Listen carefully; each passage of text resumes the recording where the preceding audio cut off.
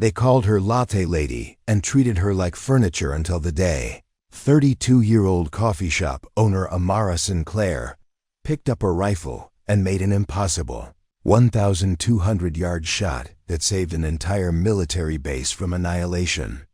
What nobody knew was that the quiet woman who served their morning caffeine had once been one of the deadliest snipers in Marine Corps' history. Before we jump back in, tell us where you're tuning in from, and if this story touches you, make sure you're subscribed, because tomorrow I've saved something extra special for you. The morning sun cast long shadows across Forward Operating Base Ironclad as Amara Sinclair unlocked the door to grind time, the small coffee shop that had become her entire world for the past 18 months.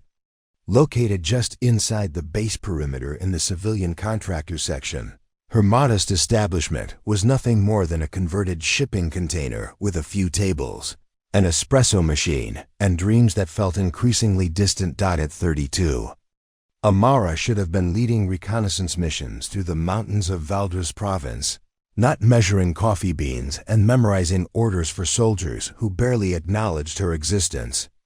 The irony wasn't lost on her that she'd gone from being a precision instrument of warfare to someone whose greatest daily challenge was remembering whether Lieutenant Daniels preferred his cappuccino with 1 sugar or 2. The transition had been anything but voluntary. 18 months ago, Gunnery Sergeant Amara Sinclair had been medically discharged from the Marines after a roadside bomb left her with a traumatic brain injury and what the doctors politely called acute stress reaction. The blast that killed 2 of her squad members had also shattered something inside her, something the military psychiatrists determined made her unfit for continued service. Cognitive processing delays and emotional regulation issues, Dr. Patricia Hawthorne had written in her discharge evaluation. Subject demonstrates decreased reaction times and anxiety responses incompatible with high-stress military operations. What the good doctor hadn't understood was that Amara's delays weren't about inability. They were about seeing too much, processing every detail of a situation until the weight of possibilities paralyzed her. The discharge had come with a modest settlement and a referral to veteran services, but Amara found herself drawn back to the only life she'd known for over a decade. When the opportunity arose to open a small business on Ironclad through the base's civilian contractor program, she jumped at it. Better to be near the action, even as an outsider, than to fade away in some suburban strip mall back in Ohio.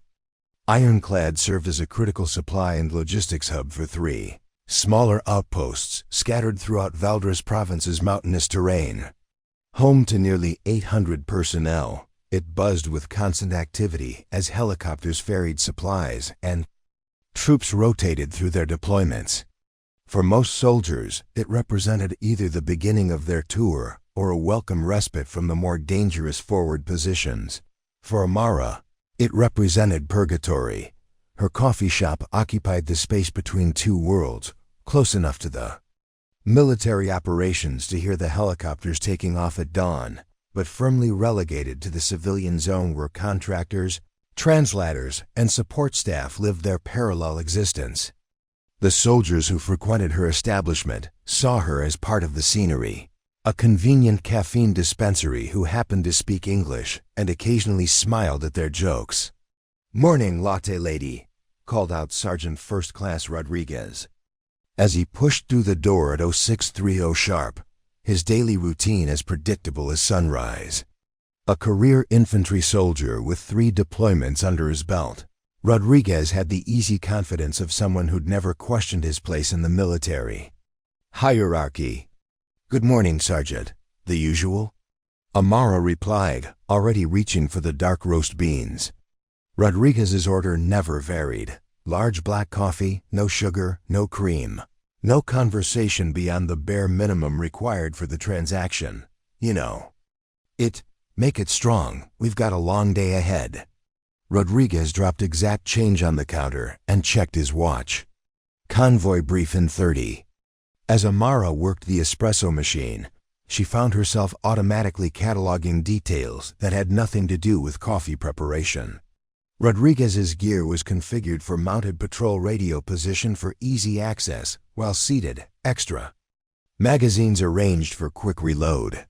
His body language suggested anticipation rather than routine boredom. Something was happening today. New mission? She asked casually, frothing milk for the next customer despite Rodriguez's black coffee preference.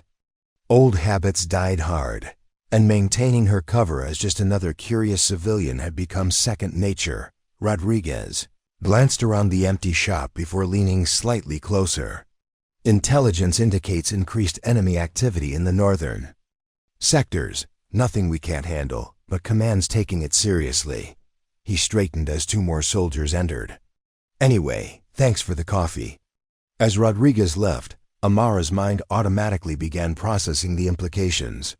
Increased enemy activity typically meant either a planned operation or a defensive response to coalition movements. The northern sectors encompassed the approaches to Outpost Phoenix and Firebase Summit, both critical positions that would be vulnerable if properly coordinated attacks materialized. She shook her head, frustrated with herself for slipping back into operational thinking. That life was over. Dr. Hawthorne had made that abundantly clear.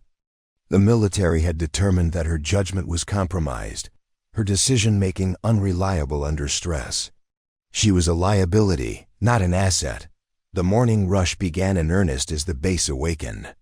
A steady stream of soldiers, contractors, and support staff filtered through her shop, each carrying their own piece of the day's puzzle. Amara served coffee and pastries while her trained mind unconsciously assembled fragments of overheard conversations into a tactical picture. She was no longer supposed to understand. Captain Hayes from intelligence mentioned satellite imagery showing unusual movement patterns.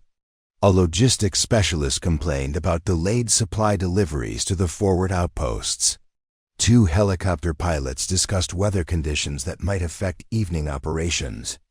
Each conversation was innocent, enough in isolation, but together they painted a picture of heightened alert status across the entire operational area. "Excuse me, do you have any of those almond croissants left?" Amara looked up to see Lieutenant Zara Okafor, one of the few people on base who consistently treated her as something more than a vending machine. An intelligence analyst with a quick smile and genuine curiosity about the world beyond military operations. Okafor had become as close to a friend as Amara's new reality allowed. "Just pulled a fresh batch from the oven," Amara replied, selecting the best pastry from the display case. "You look like you didn't get much sleep." Okafor rubbed her eyes and accepted the coffee. Amara had already started preparing medium roast with a splash of vanilla syrup, then pulling double shifts analyzing intercepts. "Something big is brewing, but we can't quite piece together the timeline."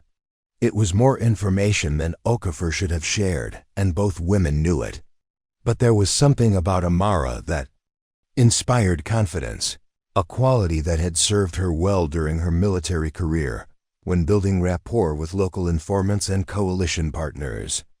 "Sounds stressful," Amara replied neutrally, though her mind was already integrating this new data point with everything else she'd observed that morning. "The frustrating part is that we're probably missing something obvious," Okafor continued, lowering her voice. "The patterns are there, but it's like trying to solve a puzzle when you know some of the pieces are upside down." Amara handed over the pastry and change, resisting the urge to offer insights that might help. That expertise belonged to someone she used to be, not the person she was required to become. "I'm sure you'll figure it out. You intelligence types usually do." As Okafor left, Amara found herself staring out the small window that faced the northern perimeter. Somewhere out there, forces were moving with purpose and coordination that the base's analysts were struggling to understand. Her former self would have been in the operations center, contributing to the solution.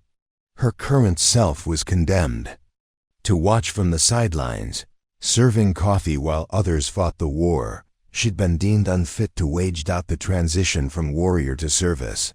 Worker hadn't just been a career change, it had been a fundamental rewiring of her identity.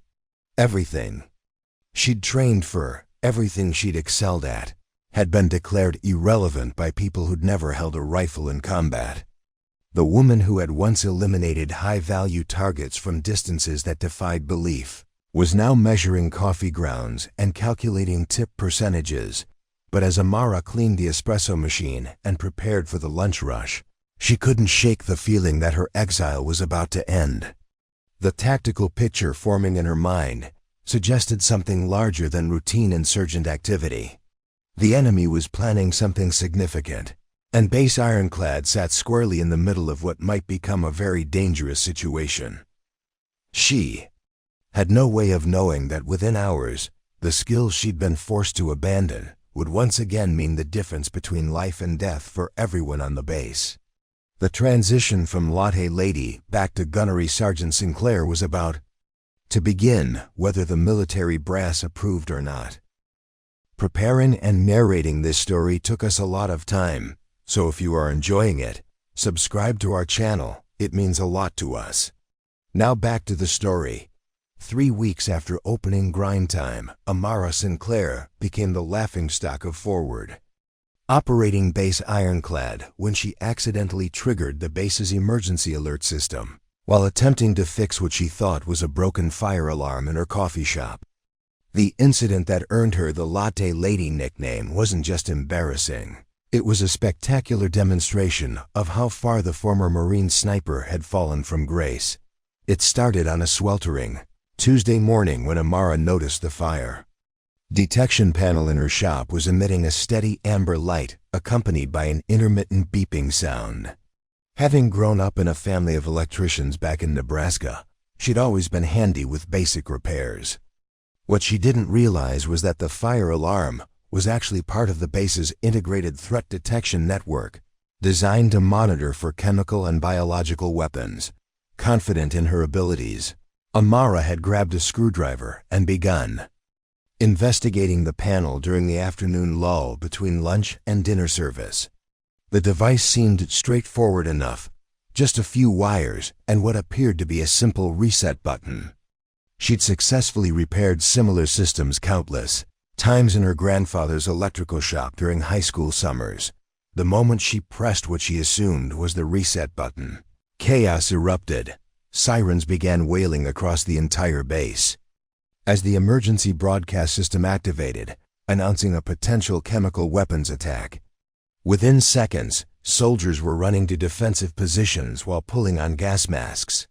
Vehicle engines roared to life as reaction teams mobilized. The base's automated systems began sealing ventilation systems and activating decontamination protocols. In the operations center, Lieutenant Colonel Marcus Brennan, the base commander, was frantically coordinating with higher headquarters while trying to understand the nature of the threat. "I need confirmation on the chemical signature," he barked into his radio. "Are we dealing with sarin, VX, or what?" Meanwhile, Amara stood frozen in her coffee shop, watching through the window as 800 soldiers prepared for chemical warfare because she'd tried to fix a beeping sound. The scope of her mistake became clear when a hazmat team surrounded her establishment, their bulky protective suits making them look like aliens from a science fiction movie. "Ma'am, you need to evacuate immediately," called out Sergeant Torres through his gas mask, his voice muffled but urgent. "We're reading chemical signatures from your location." "Wait, I think I caused this," Amara shouted back, pointing at the still blinking panel. "I was trying to fix the alarm and, ma'am, step away from the building and keep your hands visible," Torres interrupted, apparently unable to hear her clearly through his protective equipment. It took 45 minutes and the base's senior technical specialist to determine that the chemical signature was actually vanilla syrup that had been detected by the hypersensitive equipment after Amara's tampering had recalibrated the sensors. The vanilla extract she used in her specialty lattes had triggered a false positive when the system interpreted the complex organic compounds as potential chemical weapons. The all clear finally sounded just as the sun was setting. But the damage Tio Amara's reputation was permanent. Word spread through the base with the speed of wildfire. The new coffee shop owner had triggered a base-wide chemical alert because she didn't know the difference between a fire alarm and a weapons detection system. "Did you hear about Latte Lady?" became the opening line of countless conversations over the following days. Soldiers would stop by her shop not just for coffee, but for the entertainment value of interacting with the woman who had single-handedly convinced 800 people they were under chemical attack. "Hey, Latte Lady, any vanilla in this coffee?" Corporal Jenkins asked the next morning, earning chuckles from his squad mates. "Just want to make sure I don't need my gas mask." The jokes were relentless but generally good-natured. Military humor had always been rough around the edges, and Amara had certainly provided material that would last for months. What stung wasn't the teasing. She'd endured worse during her years as a Marine, but the complete dismissal of her competence in any area beyond coffee preparation. Captain Hayes, the intelligence officer she'd briefly met, stopped by 3 days after the incident with a bemused expression. "So you're the famous Latte Lady. Have to admit, that was quite an introduction to base life." "Not exactly how I planned to make my mark," Amara replied, forcing a smile while internally cringing at the memory. "Well, on the bright side, our chemical detection drills have never been more realistic," Hayes continued. "Half the guys are saying we should schedule regular vanilla alerts to keep everyone sharp." The incident report, which somehow found its way into general circulation despite being officially classified, described the event in bureaucratic language that somehow made it even more embarrassing. Civilian contractor caused inadvertent activation of CBRN, chemical, biological, radiological, nuclear defense protocols through unauthorized modification of detection equipment, resulting in base-wide emergency response and temporary suspension of normal operations. Lieutenant Colonel Brennan himself visited the coffee shop a week later, ostensibly to check on Amara's adjustment to base life, but really to see for himself the woman who had managed to paralyze his command with vanilla syrup, Miss Sinclair. He said, accepting the complimentary coffee she offered, "I trust you understand why we can't have civilians modifying our security equipment." "Absolutely, sir." "It won't happen again," Amara replied, her former military bearing automatically surfacing in the presence of a superior officer. Despite her civilian status, Brennan studied her for a moment, noting the crisp way she stood, the respectful but confident tone of her response. "You have military experience, don't you?" Amara hesitated. Her discharge paperwork was part of her background check for the contractor position, but most people didn't bother reading beyond the basic qualifications. "Yes, sir. Marine Corps, recently separated." "Well, that explains the initiative," Brennan said with a slight smile. "Just remember, you're in the civilian world now. When something's broken, call maintenance instead of grabbing a screwdriver." The conversation was friendly enough, but it reinforced the message that had been coming through loud and clear since the incident. Amara Sinclair was no longer a Marine. She was a civilian contractor whose job was to serve coffee, not to solve problems or take initiative. The skills and instincts that had made her an exceptional soldier were now viewed as liabilities in her new role. The Latte Lady nickname stuck with the persistence of superglue. Within 2 weeks, even official communications referred to her establishment as the Latte Lady shop rather than grind time. New arrivals to the base were inevitably told the story as part of their unofficial orientation, ensuring that Amara's reputation would precede her with every fresh rotation of personnel. What made the situation particularly frustrating was how the incident overshadowed everything else about her. Soldiers who had never exchanged more than pleasantries with her felt qualified to make jokes about her technical Preparing and narrating this story took us a lot of time, so if you are enjoying it, subscribe to our channel. It means a lot to us. Now back to the story. 3 weeks after opening grind time, Amara Sinclair became the laughingstock of Forward Operating Base Ironclad when she accidentally triggered the base's emergency alert system while attempting to fix what she thought was a broken fire alarm in her coffee shop. The incident that earned her the Latte Lady nickname wasn't just embarrassing. It was a spectacular demonstration of how far the former Marine sniper had fallen from grace. It started on a sweltering Tuesday morning when Amara noticed the fire. Detection panel in her shop was emitting a steady amber light accompanied by an intermittent beeping sound. Having grown up in a family of electricians back in Nebraska, she'd always been handy with basic repairs. What she didn't realize was that the fire alarm was actually part of the base's integrated threat detection network, designed to monitor for chemical and biological weapons. Confident in her abilities, Amara had grabbed a screwdriver and begun investigating the panel during the afternoon lull between lunch and dinner service. The device seemed straightforward enough, just a few wires and what appeared to be a simple reset button. She'd successfully repaired similar systems countless times in her grandfather's electrical shop during high school summers. The moment she pressed what she assumed was the reset button, chaos erupted. Sirens began wailing across the entire base as the emergency broadcast system activated, announcing a potential chemical weapons attack. Within seconds, soldiers were running to defensive positions while pulling on gas masks. Vehicle engines roared to life as reaction teams mobilized. The base's automated systems began sealing ventilation systems and activating decontamination protocols. In the operations center, Lieutenant Colonel Marcus Brennan, the base commander, was frantically coordinating with higher headquarters while trying to understand the nature of the threat. "I need confirmation on the chemical signal." Thomas had served 3 tours in Vietnam as a sniper with the 25th Infantry Division, earning his nickname after a legendary shot that eliminated an enemy machine gun position from 1,347 yards using an M21 rifle. After the war, he'd become a civilian marksmanship instructor and competitive shooter, winning numerous national championships throughout the 1980s and 1990s. "Shooting isn't about the gun, little rabbit," Thomas had told her that first day at his private range, using the pet name that would stick throughout her childhood. "It's about controlling your mind, your body, and your environment.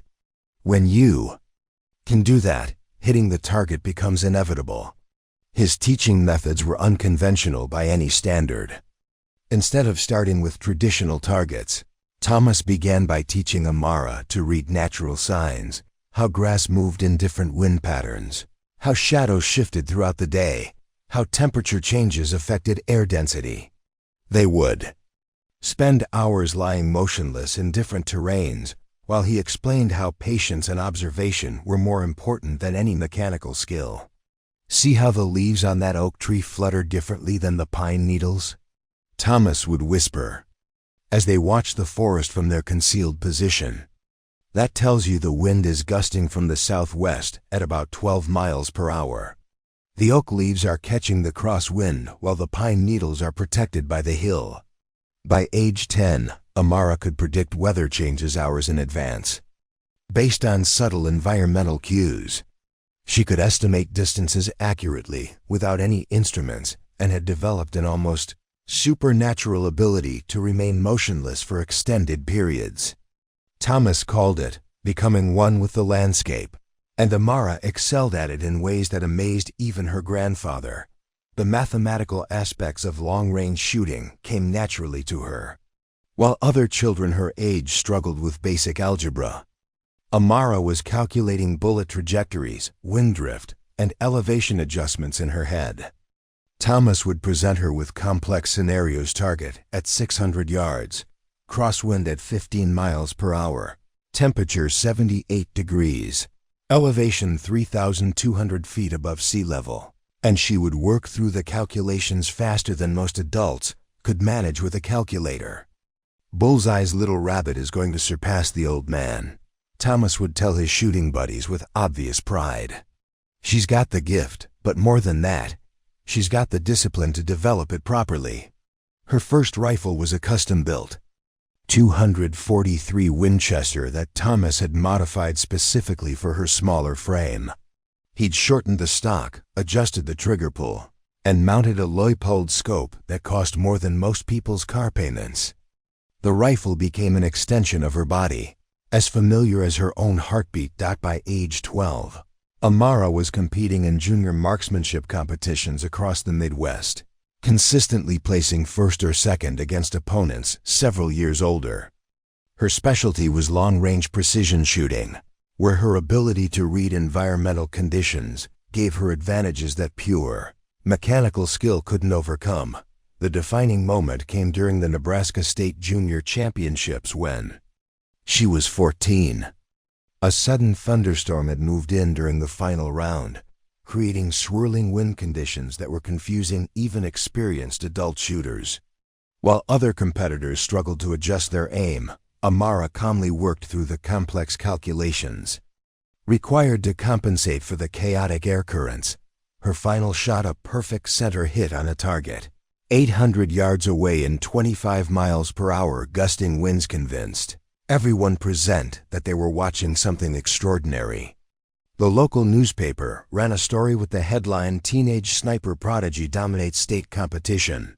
Though they used more traditional language to describe her abilities, Thomas began receiving calls from military recruiters. When Amara turned 16, the Marines, Army, and Navy all wanted to discuss her future, recognizing that her combination of natural talent and advanced training represented a strategic asset.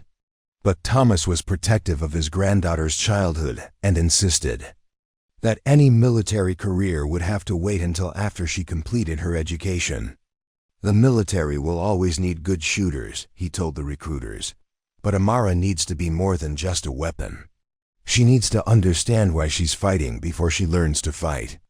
During her senior year of high school, Amara was invited to participate in a special program at the Marine Corps' Mountain Warfare Training Center. The 3-week course was typically reserved for active duty personnel, but her reputation had reached the attention of Colonel Janet Morrison, who ran the Marines' advanced marksmanship programs. The course was designed to push experienced military snipers to their limits, combining extreme physical challenges with increasingly complex shooting scenarios. Amara was the youngest participant by 6 years and the only civilian, factors that immediately made her a target for skepticism from the career Marines in attendance. "What's the kid doing here?"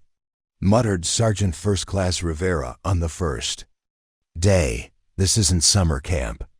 Amara let her performance answer the question. By the end of the first week, she was consistently outperforming Marines with years of combat experience. Her ability to remain motionless for hours while maintaining perfect shot placement amazed even the instructors. More importantly, she demonstrated an intuitive understanding of ballistics that typically took years to develop. The final exercise involved a scenario-based shooting test in mountainous terrain. Participants had to navigate to predetermined positions and engage targets at various ranges while accounting for extreme elevation changes and unpredictable mountain winds. Most shooters required multiple attempts to successfully complete the course. Amara completed it on her first try with a perfect score. "I've been doing this for 22 years, Colonel Morrison told Thomas when she called to discuss Amara's performance. "Your granddaughter has skills that can't be taught. They can only be refined." The offer that followed was unprecedented. A direct entry program that would fast-track Amara through basic training and immediately place her in the Marines' Elite Scout Sniper School. She would be the youngest person ever admitted to the program, and one of only a handful of women to attempt the notoriously difficult course. Thomas and Amara discussed the opportunity extensively. The military represented a chance to use her abilities in service of something larger than competitions and trophies. It also offered the advanced training and equipment that could help her reach her full potential as a marksman. "You've got a gift, little rabbit," Thomas told her during one of their evening conversations on the porch. "The question is what you want to do with it." Amara enlisted the day after her 18th birthday, beginning a military career that would take her to places and situations that civilian marksmanship could never have prepared her for. The scared little girl who had arrived at her grandfather's farm had become a warrior, though she would always carry with her the lessons about patience, observation, and the importance of understanding your environment. What she couldn't have predicted was how those same skills would someday save lives in ways that had nothing to do with enemy combatants or military objectives. The foundation Thomas had built would prove crucial, not just for her career as a Marine sniper, but for the moment when Latte Lady would need to become something far more dangerous than anyone on Forward Operating Base Ironclad could possibly imagine. The transition from Thomas's farm to the crucible of Scout Sniper School represented just the beginning of a journey that would ultimately lead her back to serving coffee and enduring jokes about vanilla-induced chemical alerts. But the skills remained, hidden beneath the surface, waiting for the moment when they would be needed most. 6 months after the vanilla syrup incident, Base Ironclad instituted mandatory weapons familiarization training for all civilian contractors, following a directive from Regional Command. For Amara Sinclair, this presented a delicate challenge: how to participate without revealing that she could likely outshoot every instructor on the base while maintaining her carefully constructed image as the bumbling Latte Lady. The training was conducted by Staff Sergeant Kyle Morrison, a competent but unremarkable soldier whose primary qualification was availability rather than expertise. Morrison had volunteered for the additional duty primarily because it came with extra pay and the opportunity to spend time away from his regular logistics responsibilities. "All right, people, listen up," Morrison announced to the group of 12 civilian contractors assembled at the base's auxiliary firing range. "Command wants everyone to have basic familiarity with standard weapons in case of emergency. We're not trying to make you into warriors, just want you to know which end they bullets come out of." The group included translators, mechanics, IT specialists, and one coffee shop owner who was desperately calculating how to appear appropriately incompetent without raising suspicions. Amara had spent considerable time preparing for this moment, developing a strategy that would allow her to pass the training without demonstrating anything close to her actual abilities. Her first challenge came during weapons handling instruction, when Morrison handed her an M4 rifle for the safety briefing. Amara had to consciously suppress 15 years of muscle memory that wanted to automatically check the chamber, test the action, and assess the weapon's condition. Instead, she held it awkwardly, letting the barrel drift toward unsafe directions until Morrison corrected her. "Whoa there, ma'am. Keep that muzzle pointed downrange," Morrison said, gently adjusting her grip. "Treat every weapon like it's loaded, even when you know it isn't." "Sorry, Sergeant." "This is all new to me," Amara replied, forcing a nervous laugh, while internally cringing at how unnatural the weapon felt when held incorrectly. The M4 she was holding was actually in poor condition. The trigger had excessive play, the stock was loose, and the barrel showed signs of excessive wear that would affect accuracy beyond 200 yards. Her trained eye automatically cataloged these deficiencies while her conscious mind worked to appear oblivious. During the classroom portion, Morrison covered basic marksmanship principles with the enthusiasm of someone reading from a manual. His explanations of wind compensation were oversimplified to the point of being wrong, and his discussion of range estimation techniques was based on outdated methods that had been replaced years ago. "Now when you're trying to judge distance," Morrison explained, "you basically just guess and hope for the best. Most of you won't be shooting beyond 50 yards anyway, so don't worry too much about all that fancy math stuff."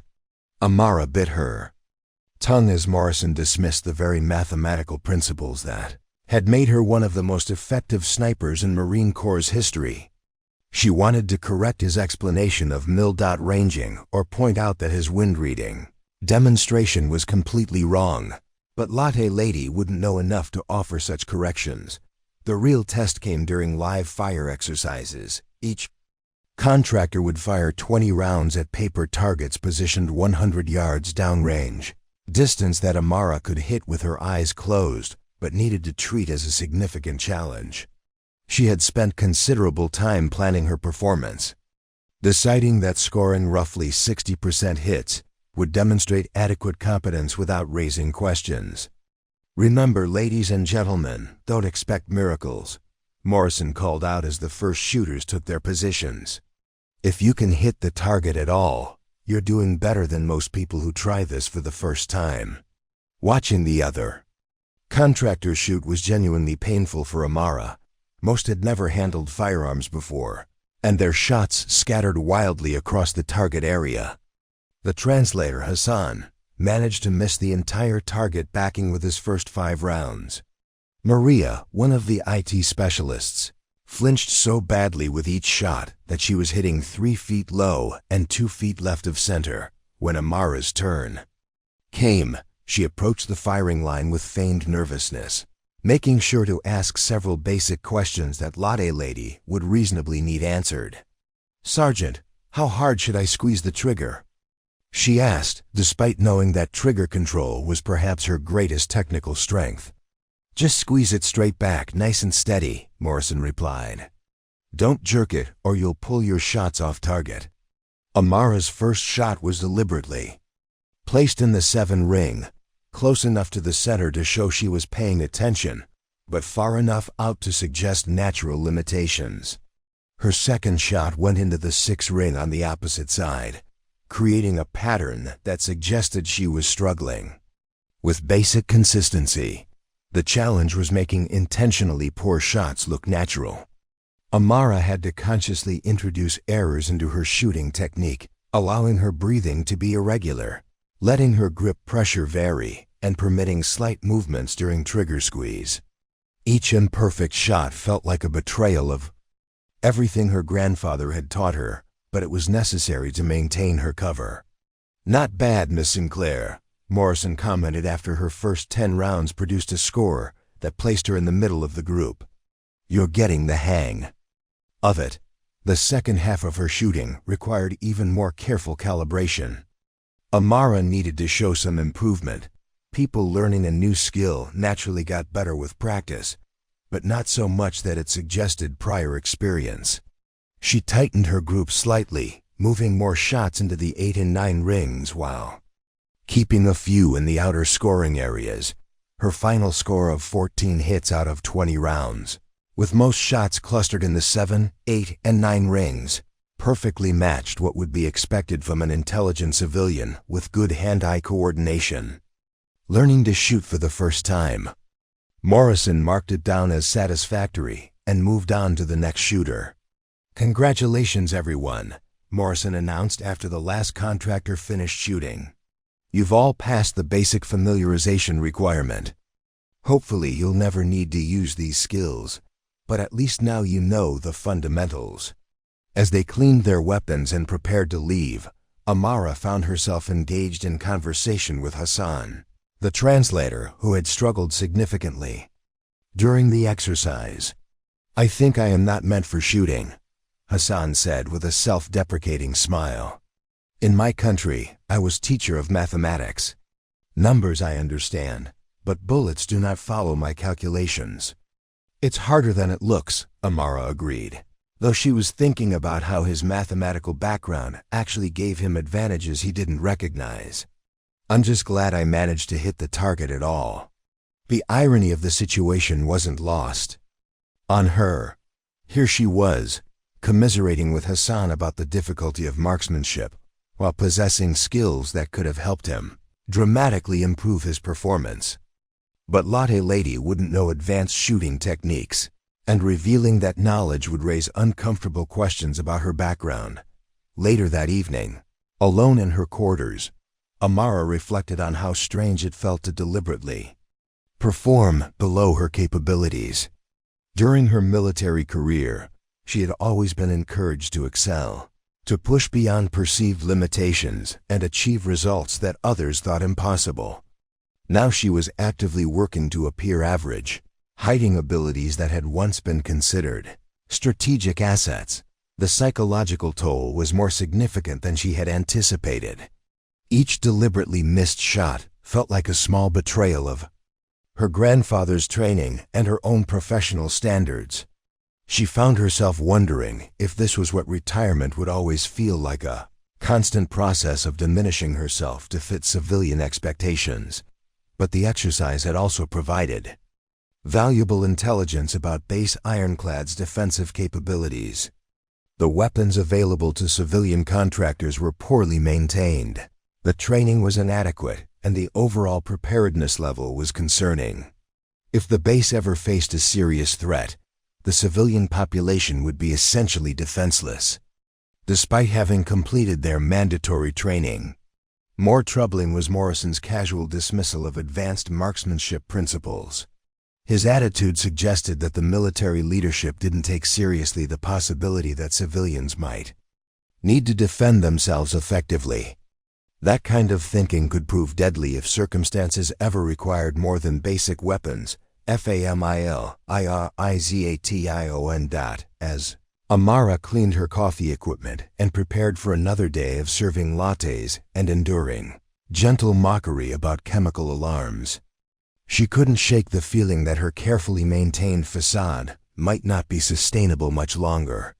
The tactical situation in the region was deteriorating, and sooner or later, the base might face challenges that would require every available skill to overcome. When that moment came, the choice between maintaining her cover and saving lives would become inevitable. For now, though, Latte Lady would continue to hide in plain sight, serving coffee and pretending that hitting a target at 100 yards had been a significant challenge rather than the easiest shot she'd taken in over a decade.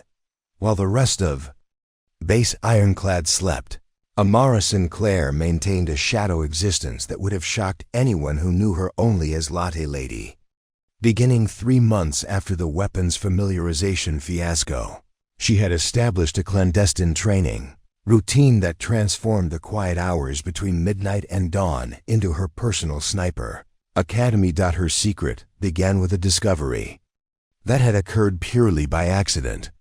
While taking out trash behind her coffee shop at 0200 hours, a time chosen specifically to avoid human contact, Amara had noticed that the base's perimeter lighting created significant blind spots in the surveillance coverage.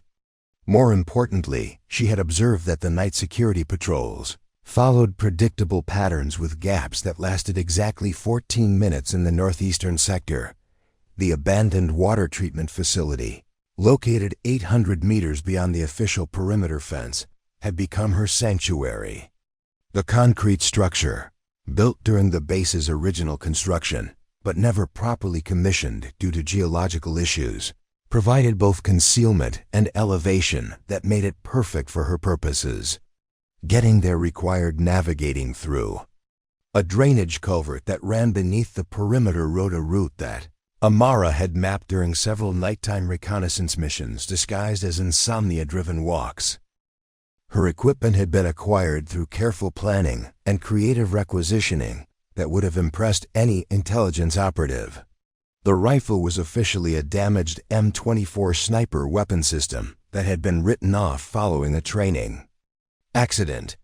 According to the paperwork, the weapon's barrel had been compromised and the action damaged beyond economical repair.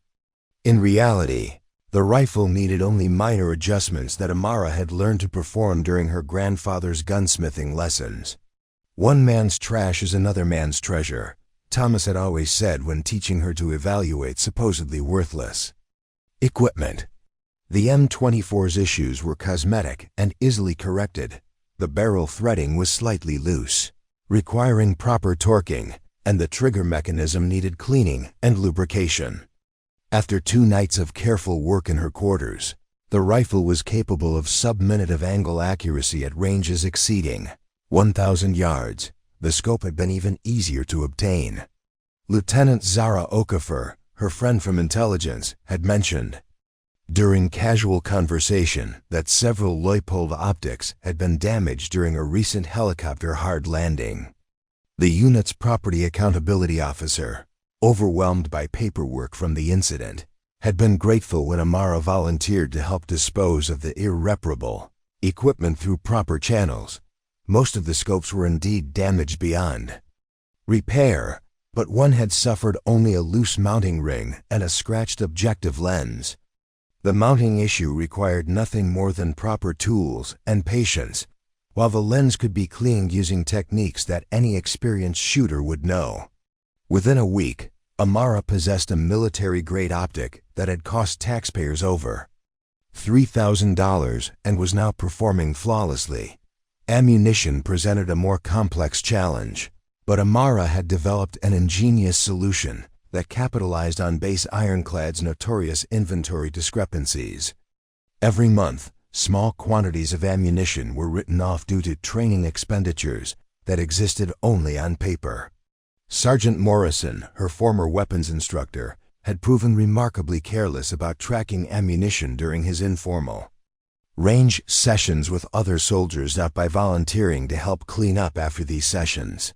Amara had accumulated nearly 200 rounds of match-grade 7.62 mm ammunition over a period of 6 months. Each round had been officially expended, but in reality they had been misfiled, dropped, or simply overlooked during the chaos of equipment cleanup. Her collection included Lake City Arsenal match ammunition that most military snipers could only dream of accessing. The training regimen she established would have been recognizable to any graduate of advanced sniper schools, but Amara had adapted it for her unique circumstances and limitations. Her sessions began with physical conditioning that emphasized the specific muscle groups required for precision shooting, core stability exercises, breathing control techniques, and isometric holds that developed the ability to remain motionless for extended periods. "The shot begins before you touch the rifle," her grandfather had taught her, and Amara applied this principle religiously. She would spend the first hour of each session practicing meditation techniques designed to slow her heart rate and clear her mind of distractions. The stress of maintaining her dual identity, cheerful coffee shop owner by day, deadly marksman by night, required careful mental compartmentalization that these exercises helped maintain.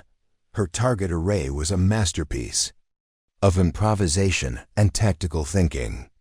Using materials scavenged from around the base, Amara had created a range that extended from 300 to 1,200 yards across the rough terrain beyond the water treatment facility. Her targets weren't traditional bullseyes, but realistic representations of tactical scenarios, silhouettes positioned to simulate enemy combatants, geometric shapes that tested precision under varying conditions, and reactive targets that provided immediate feedback on shot placement. The 300-yard line featured playing cards attached to wooden stakes, requiring precision that would impress competitive shooters. At 500 yards, she had positioned mirrors that reflected moonlight, creating aiming points visible only from specific angles. The 800-yard targets were spent shell casings balanced on fence posts, demanding accuracy that most military snipers would consider extremely challenging. Her masterpiece was the 1,200-yard challenge, a series of metal washers, each barely 2 inches in diameter, suspended from nearly invisible fishing line. Hitting these targets required calculations that took into account not just distance and environmental conditions, but also the movement created by night breezes. Success demanded the kind of mathematical precision and environmental awareness that separated elite snipers from merely competent ones. Amara's shooting logs, written in a code based on coffee inventory records, documented her progress with scientific precision. Wind speed and direction, temperature, humidity, barometric pressure, and lunar illumination were all recorded for each session. Over time, she developed an intimate understanding of how the local microclimate affected bullet trajectory throughout the night hours. Her most significant advancement came through the development of night vision, shooting techniques that went far beyond standard military training. Using ambient light from stars and the partial illumination provided by base security lighting, Amara learned to engage targets accurately in conditions that would challenge shooters equipped with advanced night vision devices. The psychological aspects of her training proved equally demanding.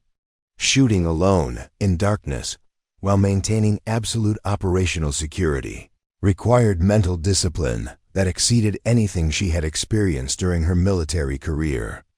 Every shot had to be carefully planned not just for accuracy, but for sound discipline, ensuring that muzzle reports wouldn't carry to base security positions or sleeping quarters. She developed an encyclopedic knowledge of base Ironclad's acoustic environment, learning which times and weather conditions would mask gunshot sounds, and which areas provided natural sound baffles. Rain was her favorite training condition because it provided both acoustic cover and additional environmental challenges that sharpened her skills. Her equipment maintenance became an art form performed entirely in her coffee shop after hours. Using tools improvised from kitchen implements and parts ordered through civilian supply channels, Amara maintained her rifle and scope to standards that would have satisfied the most demanding armorer. Every component was cleaned, inspected, and adjusted with the precision of a Swiss watchmaker. The mental strain of her double life was considerable. During daylight hours, she had to remember to be Latte Lady, slightly clumsy, technically incompetent, and completely uninterested in military affairs. At night, she became someone else entirely, a precision instrument of warfare, maintaining skills that could influence tactical situations across entire operational areas. The contradiction was exhausting, but Amara found it oddly liberating, free from the constraints of military hierarchy and official oversight. She could push her abilities beyond anything she had achieved during her active duty career. Without commanders dictating training schedules or ammunition limitations restricting her practice, she was free to pursue perfection according to her own standards. By the end of her first year at Base Ironclad, Amara had achieved a level of marksmanship that exceeded her previous military performance by significant margins. Her night shooting capabilities were beyond anything taught in standard sniper schools, and her understanding of the local tactical environment was more comprehensive than that possessed by most intelligence analysts. She had no way of knowing that these secret developments would soon prove crucial to the survival of everyone on the base. The skills she was developing in darkness and solitude were about to become the difference between life and death for hundreds of people who continued to see her only as the woman who served their morning coffee and occasionally triggered chemical alarms with vanilla syrup. 18 months into her covert training program, Amara Sinclair had transcended every limitation she thought existed in precision marksmanship. What began as maintaining basic skills had evolved into something that would have redefined military sniper doctrine if anyone had been aware of her nocturnal achievements. The woman who fumbled coffee orders during the day had become a phantom marksman capable of feats that challenged the laws of physics. Her breakthrough came during a particularly challenging night, when atmospheric conditions created what meteorologists called a thermal inversion layer, a phenomenon that dramatically altered how sound and projectiles traveled through the air. Most shooters would have canceled training under such conditions, but Amara recognized it as an opportunity to push beyond conventional limitations. The temperature differential between the cool ground and warmer air above created optical distortions that made traditional range estimation nearly impossible. Targets that appeared to be at 800 yards were actually positioned at 950 yards, while the refraction effects made precise aiming require calculations that existed nowhere in standard military manuals. Instead of being frustrated by these conditions, Amara embraced them as the ultimate test of her abilities. She spent the entire night learning to read thermal layers like topographical maps, understanding how they bent light and affected bullet trajectories. By dawn, she had developed techniques for shooting accurately in conditions that would have baffled seasoned snipers with decades of experience. Her most ambitious project was the development of what she privately called predictive. Instead of being frustrated by these conditions, Amara embraced them as the ultimate test of her abilities. She spent the entire night learning to read thermal layers like topographical maps, understanding how they bent light and affected bullet trajectories. By dawn, she had developed techniques for shooting accurately in conditions that would have baffled seasoned snipers with decades of experience. Her most ambitious project was the development of what she privately called predictive shooting, the ability to engage moving targets based on anticipated behavior rather than observed movement. Using the base's daily routines as her laboratory, Amara studied patterns of human movement with scientific precision. She knew that Sergeant Rodriguez would emerge from the communications bunker every morning at exactly 0647 hours and walk to the mess hall via a route that passed through 3 distinct elevation changes.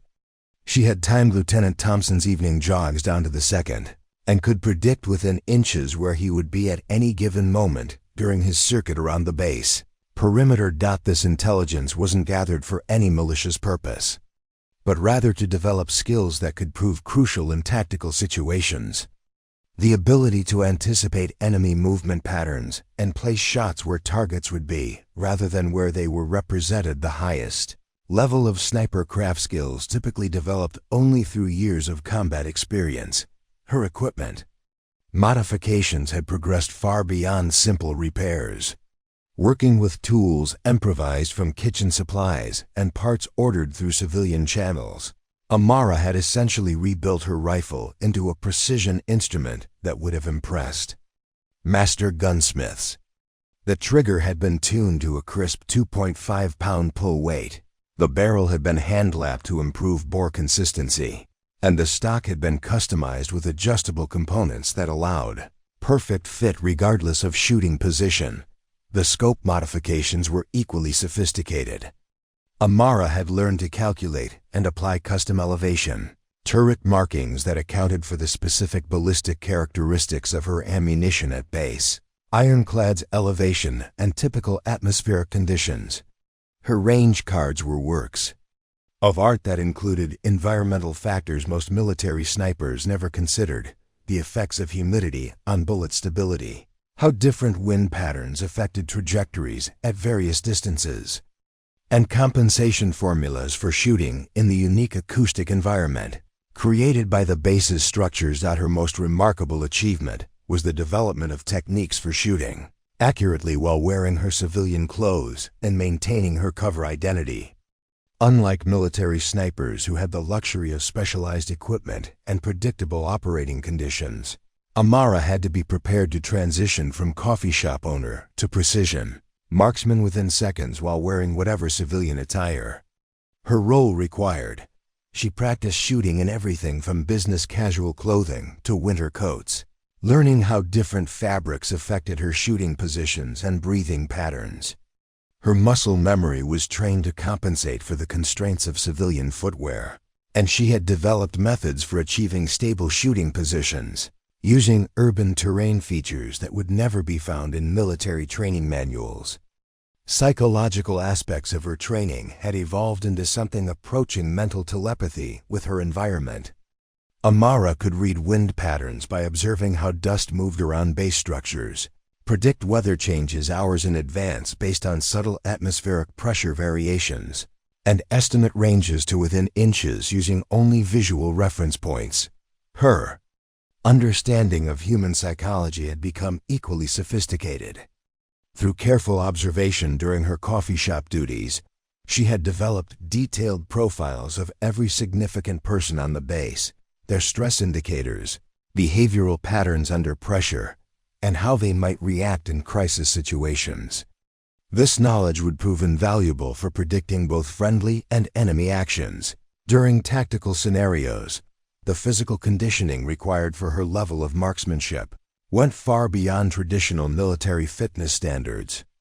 Amara had developed core strength that allowed her to maintain rock-steady shooting positions for hours without fatigue, breathing control that could slow her heart rate to barely detectable levels, and fine motor skills that remained precise.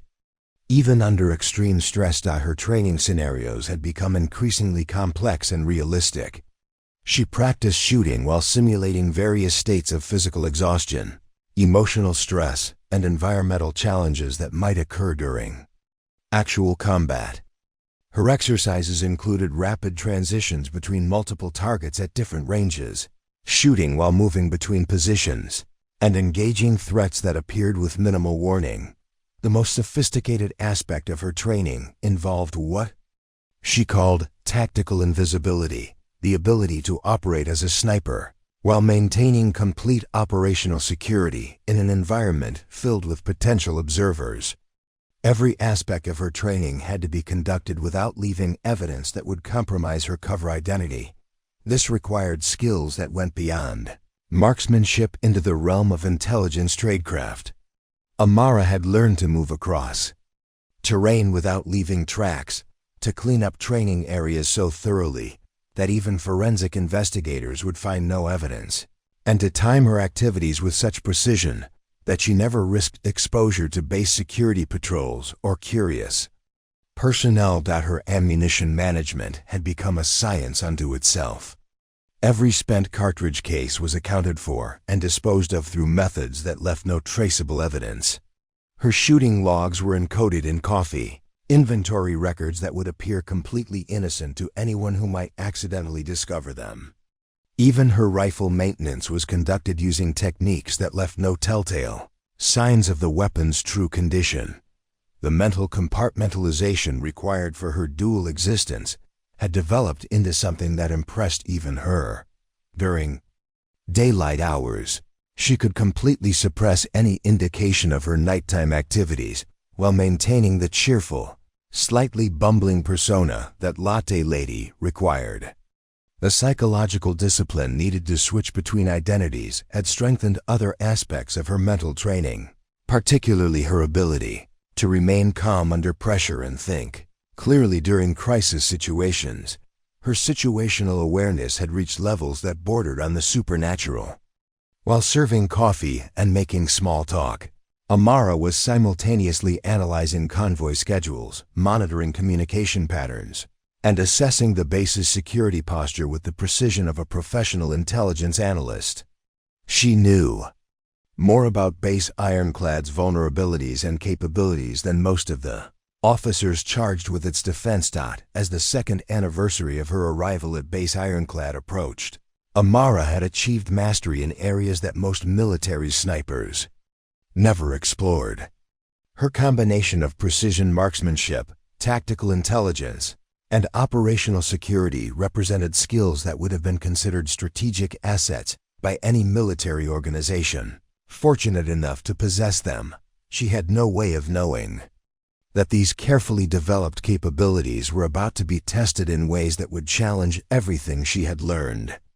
The mastery phase of her training was complete, but the real test was approaching with the inevitability of sunrise, and when it came, the lives of everyone on Base Ironclad would depend on abilities that existed only in the shadows between her public identity and private reality. The morning of September 23rd began like any other at Forward Operating Base Ironclad, with Amara Sinclair unlocking grind time at precisely 0530 hours and beginning her daily routine of preparing coffee for soldiers who had no idea they were about to face the most coordinated enemy assault in the base's operational history. The first sign that something was different came not from official channels, but from the subtle behavioral changes in her regular customers that her heightened awareness immediately detected. Staff Sergeant Chun, normally punctual to the minute, was 12 minutes late for his usual 0600 coffee run and carried himself with the tense alertness that indicated elevated threat conditions. When he finally arrived, Amara noticed that his gear configuration had changed. Extra ammunition magazines positioned for rapid access, RDIO positioned for immediate use, and body armor adjusted for extended wear rather than routine patrol. Comfort. Running a bit behind this morning, Sergeant. Amara asked while preparing his standard dark roast with 2 sugars, her tone maintaining the casual friendliness that Latte Lady was known for while her tactical mind cataloged every detail of his appearance and demeanor. "Yeah, had some early briefings," Chun replied, but his eyes were constantly scanning the shop's windows rather than making the usual Lieutenant Okafor's arrival 20 minutes later confirmed Amara's growing suspicions. The intelligence analyst looked like she hadn't slept, her usually immaculate uniform slightly wrinkled and her eyes showing the strain of someone who had been processing critical information under time pressure. "Large coffee, extra shot," Okafor said without her usual pleasantries, then added in a lower tone, "Make it to go. Things are moving fast today." As Amara prepared the coffee, she noticed that Okafor was carrying a tactical tablet secured with classified document protocols equipment that rarely left the intelligence center except during crisis situations. The analyst's body language suggested someone operating under significant stress while trying to maintain operational security in a public setting. "Everything all right?" Amara asked, allowing genuine concern to color her voice while handing over the coffee. Okafor glanced around the empty shop before responding. "Just one of those days when the intelligence picture gets complicated. Multiple moving pieces, you know." She paused, then added, "Maybe consider staying close to base today. Weather might get rough." The warning was as explicit as Okafor could make it without violating security protocols. Weather getting rough was intelligence community code for anticipated hostile activity, while suggesting she stay close to base indicated that the threat was considered imminent and serious.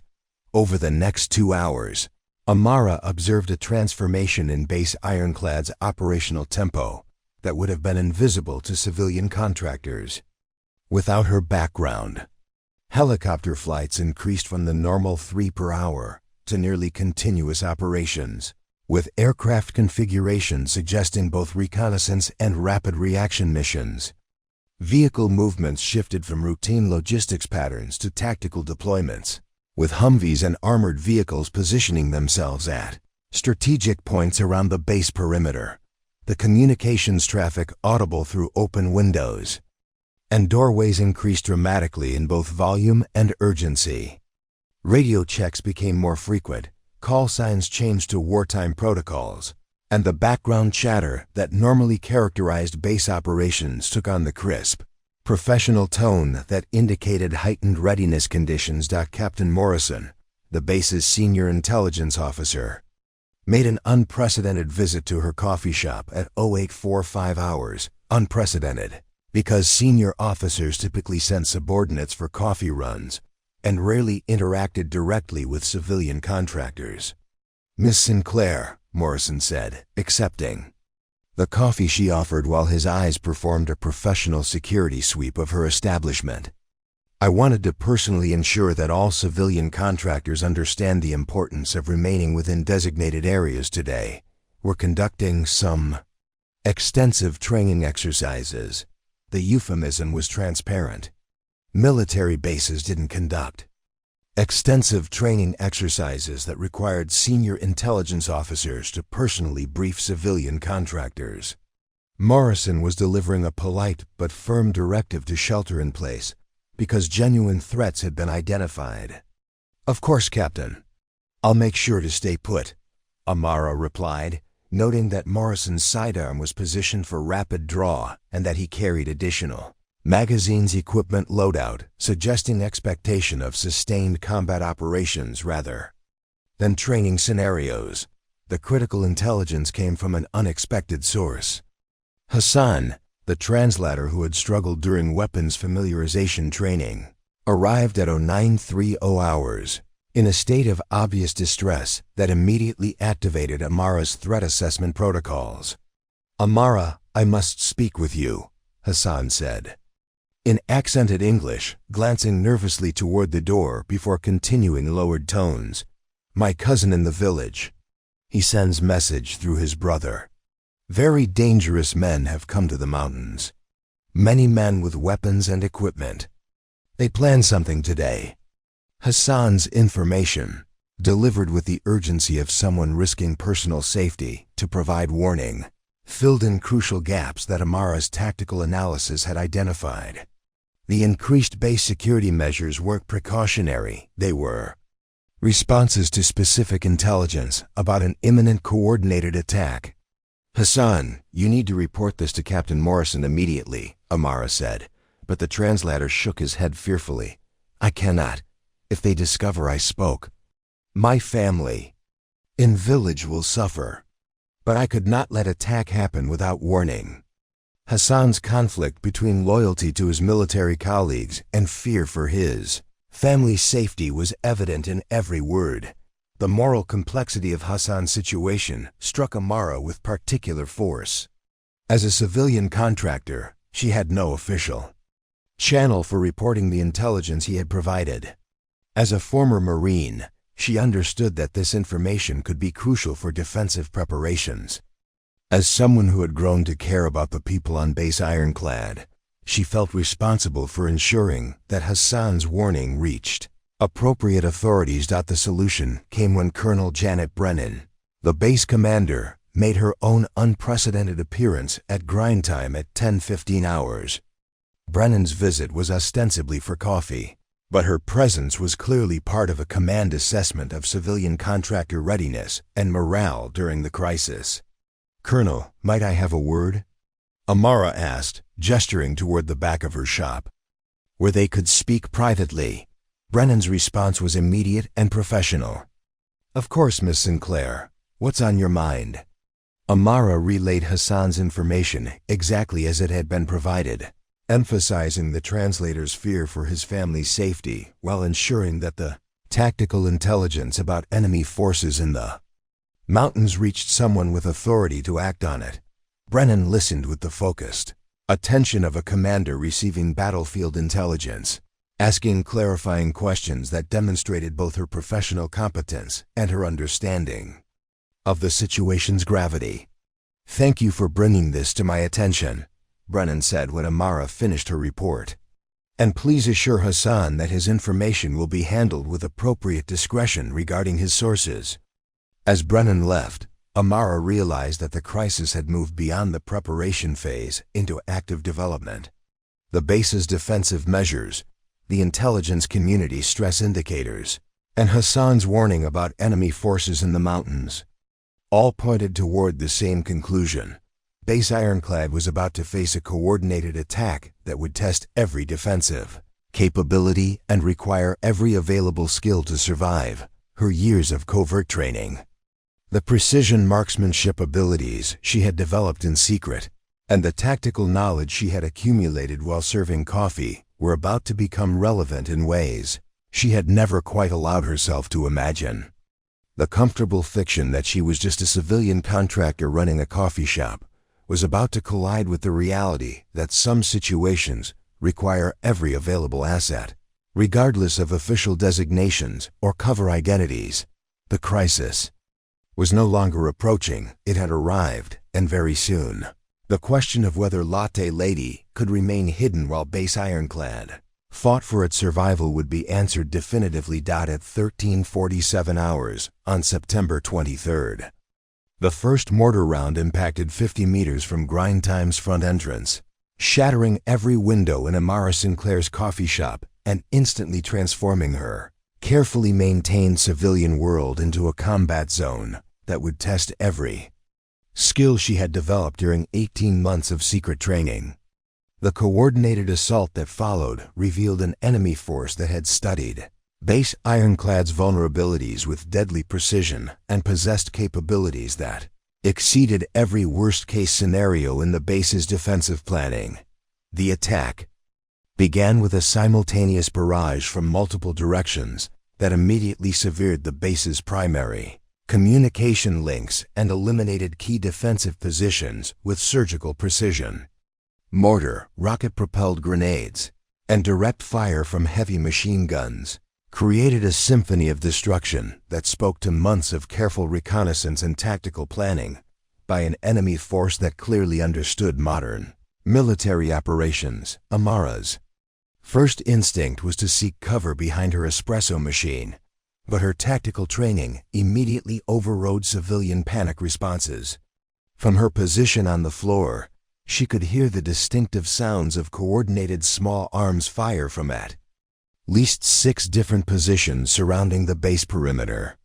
The enemy had achieved tactical surprise and was executing a classic encirclement maneuver designed to isolate defensive positions and prevent mutual support between scattered defenders. The communication blackout became apparent within minutes. As radio traffic shifted from normal, operational chatter to desperate attempts at establishing contact with higher headquarters and neighboring bases.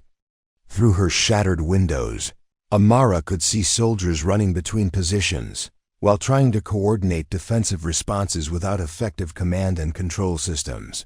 Lieutenant Colonel Brennan's voice, amplified by a bullhorn, cut through the chaos with orders that revealed the true scope of the situation.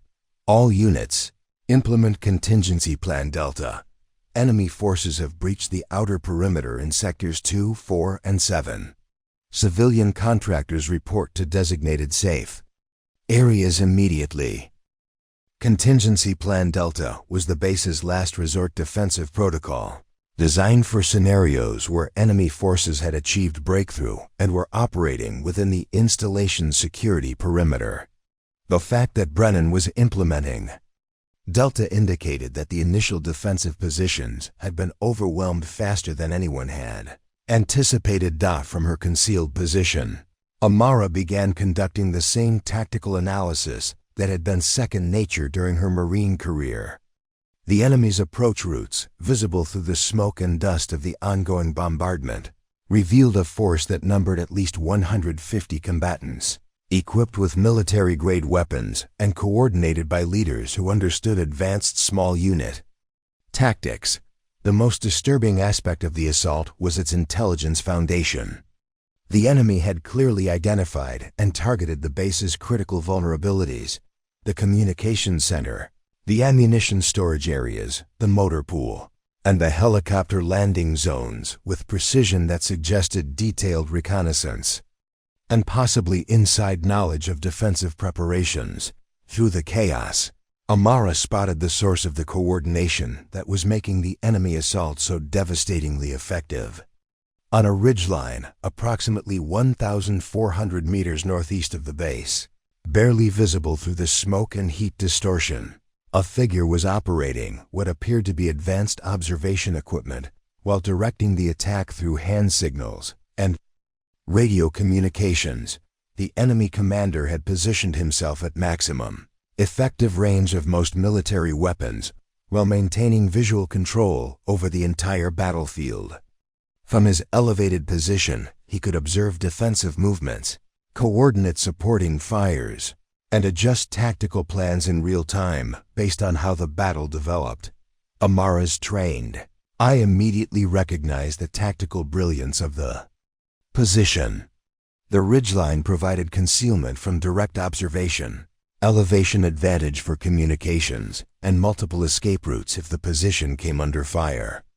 More importantly, it was beyond the effective range of most weapons available to base Ironclad's defenders, making it essentially invulnerable to counterattack. The range estimate of 1,400 meters represented a shooting challenge that would have been considered extremely difficult even under ideal conditions with perfect equipment. The atmospheric conditions were far from ideal. Heat distortion from fires burning throughout the base created optical effects that made precise aiming nearly impossible, while smoke from various explosions created wind patterns that shifted unpredictably every few seconds. Even more challenging was the equipment situation. Amara's secretly maintained M24 rifle was secured in her quarters, approximately 200 meters from her current position, through what had become an active combat zone. Retrieving it would require crossing open ground under direct observation from multiple enemy positions, a movement that would almost certainly result in immediate suppression fire or worse. The base's designated marksmen were either casualties of the initial assault or pinned down in defensive positions where they couldn't effectively engage targets at extended range. Staff Sergeant Morrison, the marksmanship instructor, was visible from Amara's position, attempting to coordinate defensive fires from behind a damaged Humvee, but his position provided no clear line of sight to the enemy commander's location. Weapons immediately available to Amara were limited to whatever she could acquire from nearby defensive positions. The closest was a fighting position approximately 30 meters away where Corporal Williams was engaging targets with an M4 rifle equipped with standard iron sights equipment, completely inadequate for precision shooting at 1,400 meters. The mathematical challenges of the shot were staggering even by the standards of her secret training. At 1,400 meters, bullet drop would exceed 40 inches, requiring precise elevation adjustments that would be difficult to calculate without proper equipment. The crosswind, gusting unpredictably due to thermal effects from fires, could push a bullet several feet off target if not properly compensated.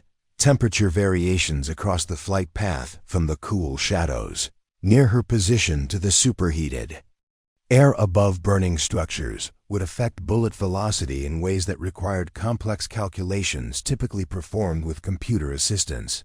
The atmospheric pressure differentials created by the explosions and fires added another variable that most marksmen would consider impossible to account for accurately. The target itself presented additional complications.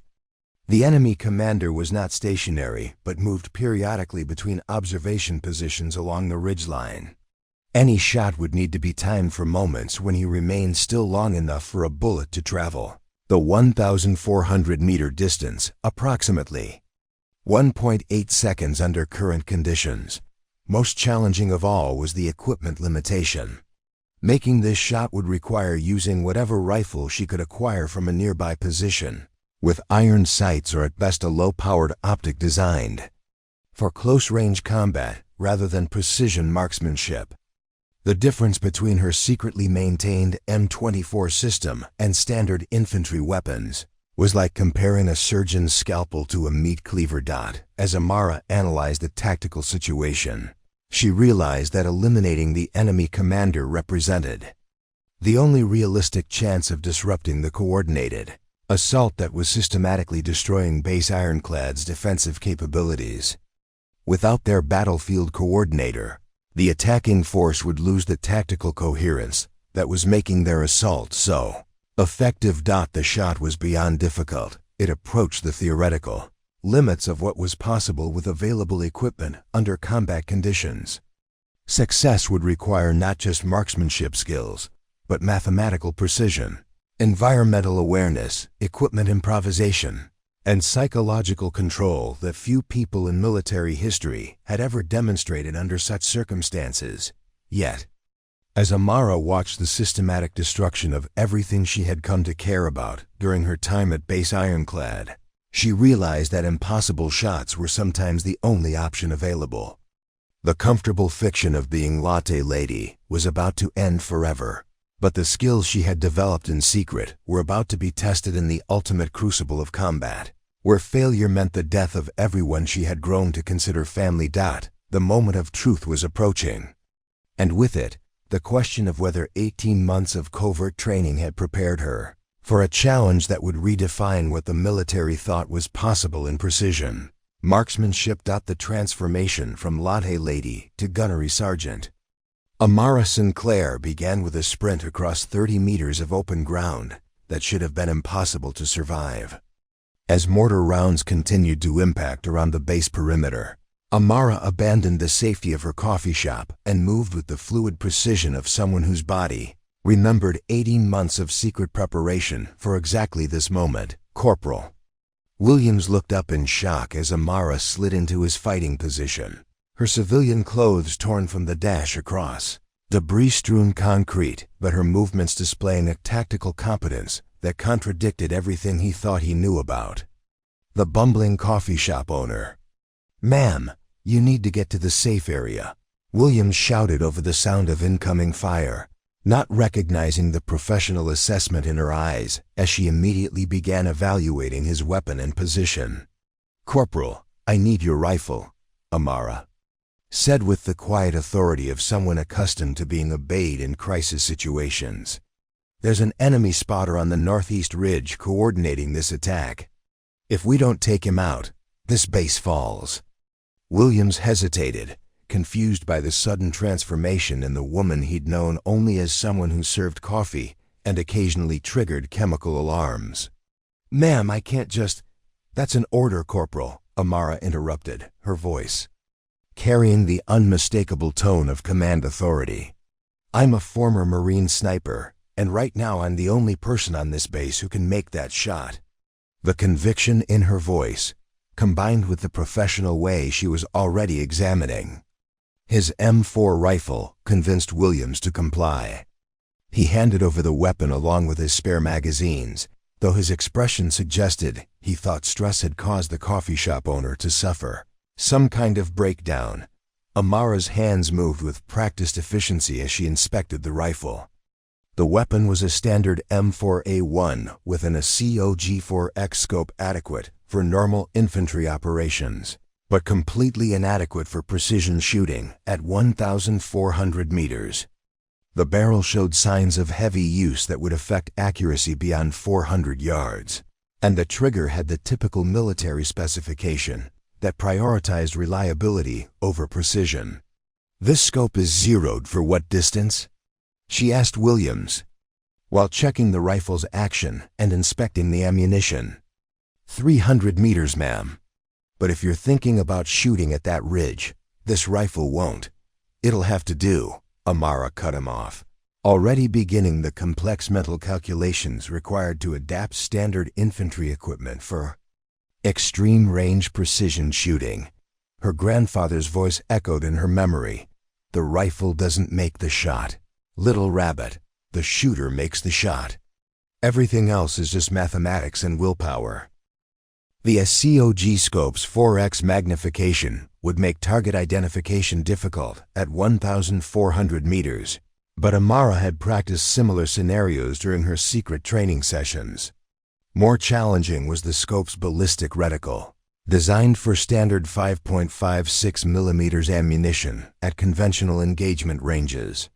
She would need to improvise holdovers that accounted for the dramatic bullet drop at extended range. Her first task was establishing a stable shooting platform using the concrete barriers and sandbags of Williams's fighting position. The position wasn't ideal. It lacked the elevation advantage she preferred and offered limited concealment from enemy observation, but it provided the longest clear line of sight to the target ridge.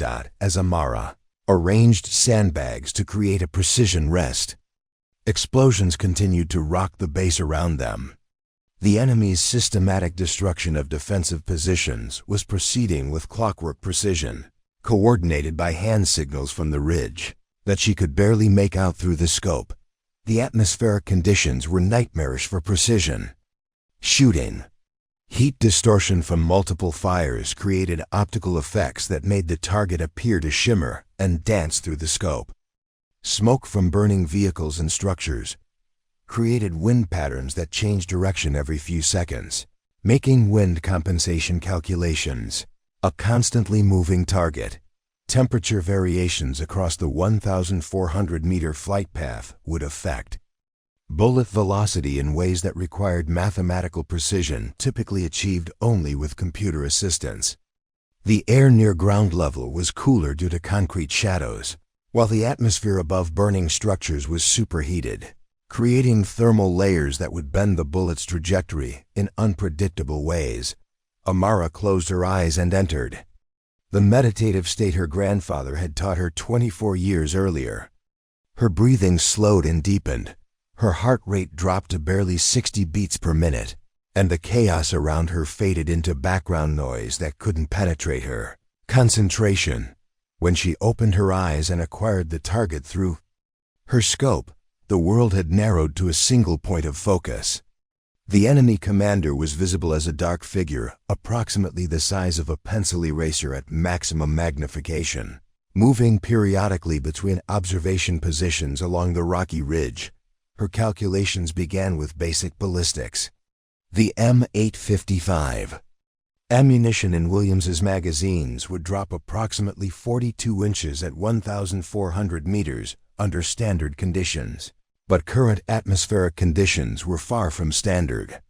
The temperature differential would reduce bullet velocity by approximately 30 feet per second. Adding another 4 inches of drop. Wind compensation was the most complex variable. Amara observed dust and smoke patterns at various distances, identifying 3 distinct wind zones between her position and the target. A crosswind of approximately 8 miles per hour at ground level, shifting to 12 miles per hour at mid-range, then dropping to 6 miles per hour at the target ridge due to terrain effects. The ACOG's reticle provided holdover marks for ranges up to 800 meters, beyond which she would need to estimate holdovers based on mathematical calculations performed in her head while under combat stress. She estimated that she would need to aim approximately 60 inches above the target to compensate for bullet drop, while leading the target by roughly 18 inches to account for wind drift. The target timing presented the final challenge.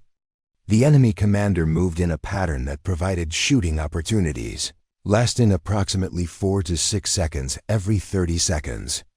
The bullet's flight time of 1.8 seconds meant she would need to time her shot for moments when he remained stationary long enough for the projectile to reach his position. Amara settled into her shooting position with the fluid grace of someone who had performed these movements thousands of times in secret. Her breathing fell into the rhythm her grandfather had taught her, each exhale bringing her closer to the moment when her heartbeat would pause between beats, the window when perfect shots became possible.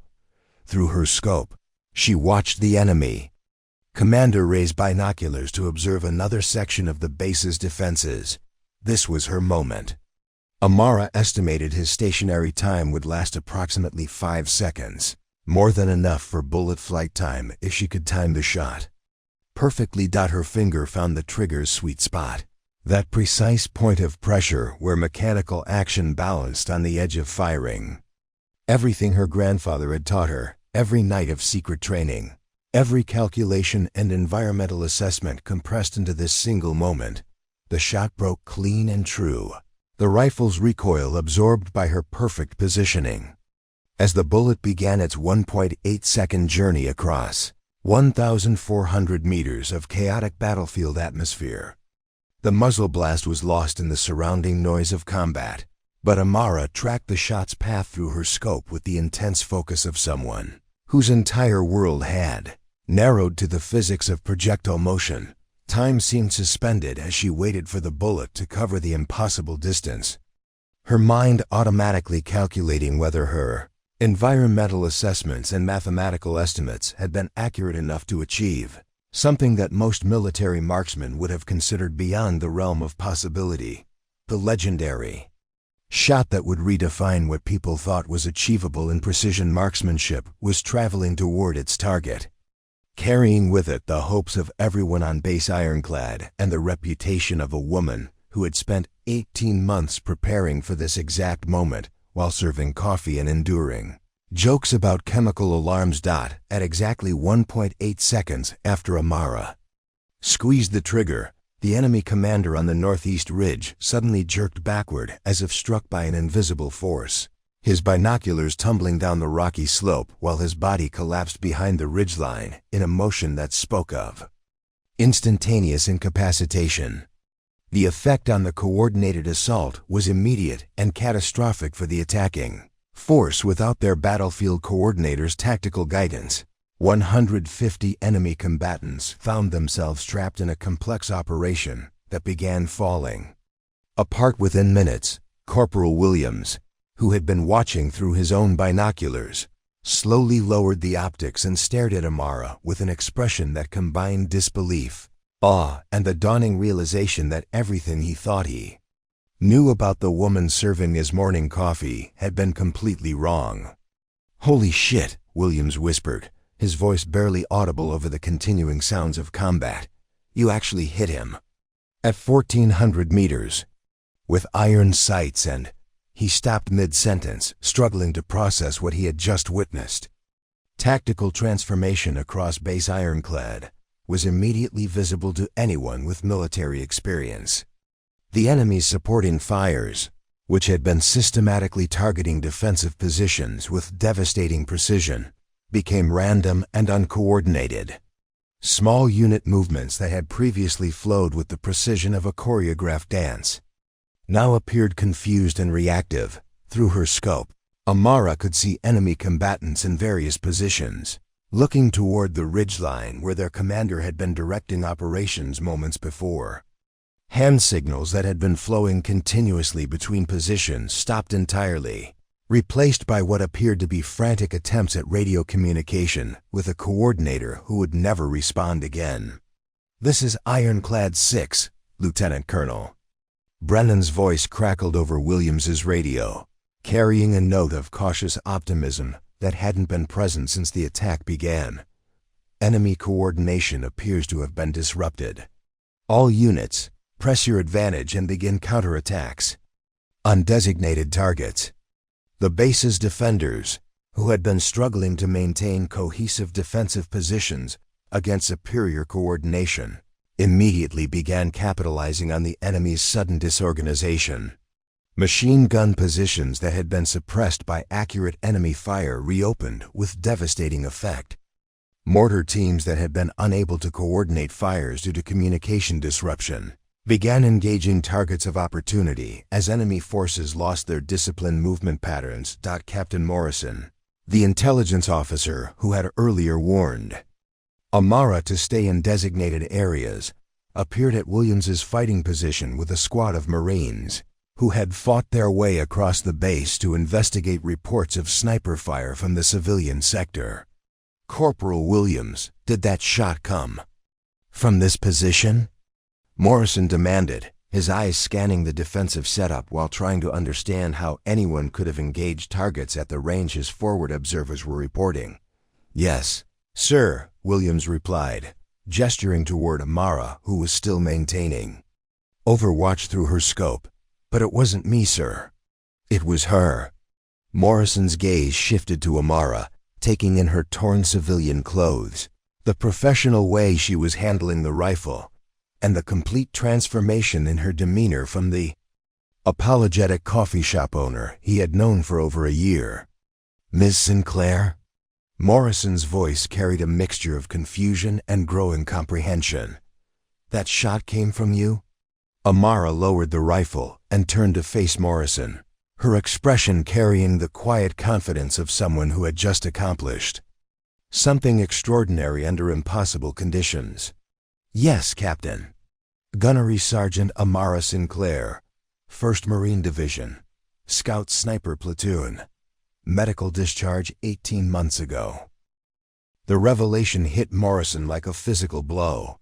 His mental image of Latte Lady, the woman who had triggered base-wide chemical alerts with vanilla syrup and struggled to operate basic equipment, was being replaced by the reality of a Marine sniper whose capabilities had just been demonstrated in the most dramatic way possible.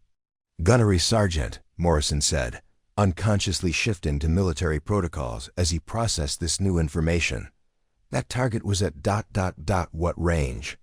1,400 meters, sir." Enemy commander coordinating the assault from elevated observation position. Eliminated with single shot using Corporal Williams's M4 with a COG optic. Morrison's tactical training allowed him to immediately understand the significance of what Amara had accomplished. A 1,400-meter shot with standard infantry equipment under combat conditions was beyond what most military snipers could achieve with perfect equipment and ideal circumstances. 1,400 meters with an M4, Morrison repeated slowly, as if saying the words would help him process their meaning. "In combat conditions, with a 4x scope." Word of the shot was already spreading through Base Ironclad's communication networks as rapidly as tactical radio traffic would allow. Marines who had known Amara only as the woman who served their coffee and occasionally caused embarrassing false alarms were learning that she had just saved their lives with marksmanship skills that belonged in military legend. Lieutenant Okafor, the intelligence analyst who had become Amara's closest friend on the base, arrived with the next group of reinforcements and immediately sought out the source of what communications were calling the miracle shot. Amara? Okafor's voice carried the disbelief of someone whose entire understanding of a friendship was being rewritten in real time. They're saying you're the one who took out their commander, that you're actually ... a Marine sniper? Former Marine sniper, Amara corrected gently, noting how Okafor's expression was cycling through confusion, betrayal, and admiration in rapid succession. Medical discharge after a TBI. I've been running the coffee shop because ... because they told me I wasn't fit for military service anymore. The personal cost of maintaining her cover for 18 months was visible in Amara's voice as she explained her situation. The loneliness of hiding her true identity, the frustration of being underestimated, and the psychological toll of pretending to be someone she wasn't had all been building toward this moment of revelation. But the chemical alarm, Williams interjected. Still struggling to reconcile the woman who had just performed legendary marksmanship with his memories of her various mishaps. The weapons training where you could barely hit the target. I was hiding, Amara said simply. When the military tells you that your judgment is compromised and you're unfit for service, you learn to keep your abilities to yourself. I never thought. She gestured toward the ridge where the enemy commander's position remained silent. I never thought I'd need to use those skills again. The transformation in how others perceived her was immediate and complete. Marines who had previously treated her with the casual dismissiveness reserved for civilian contractors now addressed her with the professional respect accorded to someone who had just demonstrated exceptional competence under life-or-death pressure. Staff. Sergeant Rodriguez, who had been among the most persistent users of the Latte Lady nickname, approached with an expression that mixed embarrassment with genuine admiration. Gunny, Rodriguez said, using the informal term of respect for gunnery sergeants, I owe you an apology. We all do. That shot saved a lot of lives today. The nickname Latte Lady, which had defined her identity on base Ironclad, for 18 months was disappearing in real time as word spread of her true background and capabilities.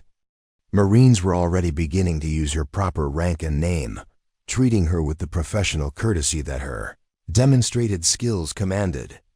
Colonel Brennan's arrival at the fighting position marked the official acknowledgement of Amara's transformation from civilian contractor to recognized military asset. The base commander's expression suggested someone who was rapidly reassessing both the tactical situation and the personnel resources available to his command. Gunnery Sergeant Sinclair, Brennan said formally, I'm told that you eliminated the enemy commander coordinating this assault. Can you confirm the current status of hostile forces in that sector? Amara accepted the rifle that Williams handed back to her and resumed her overwatch position, scanning the ridgeline and surrounding terrain with the systematic thoroughness of a professional sniper conducting battlefield assessment. Ridge position is clear, sir. Enemy forces in sectors 2 through 5 have lost coordination and are beginning to withdraw. Recommend immediate counter-battery fire on their suspected staging areas to prevent reorganization. Brennan nodded, recognizing that he was receiving tactical advice from someone whose demonstrated competence demanded serious consideration. The woman who had been serving his coffee for 18 months had just revealed herself as possibly most skilled marksman on his base. Outstanding work, Gunnery Sergeant. We'll discuss your unique situation once we've secured the base. For now, maintain overwatch and provide tactical guidance as needed.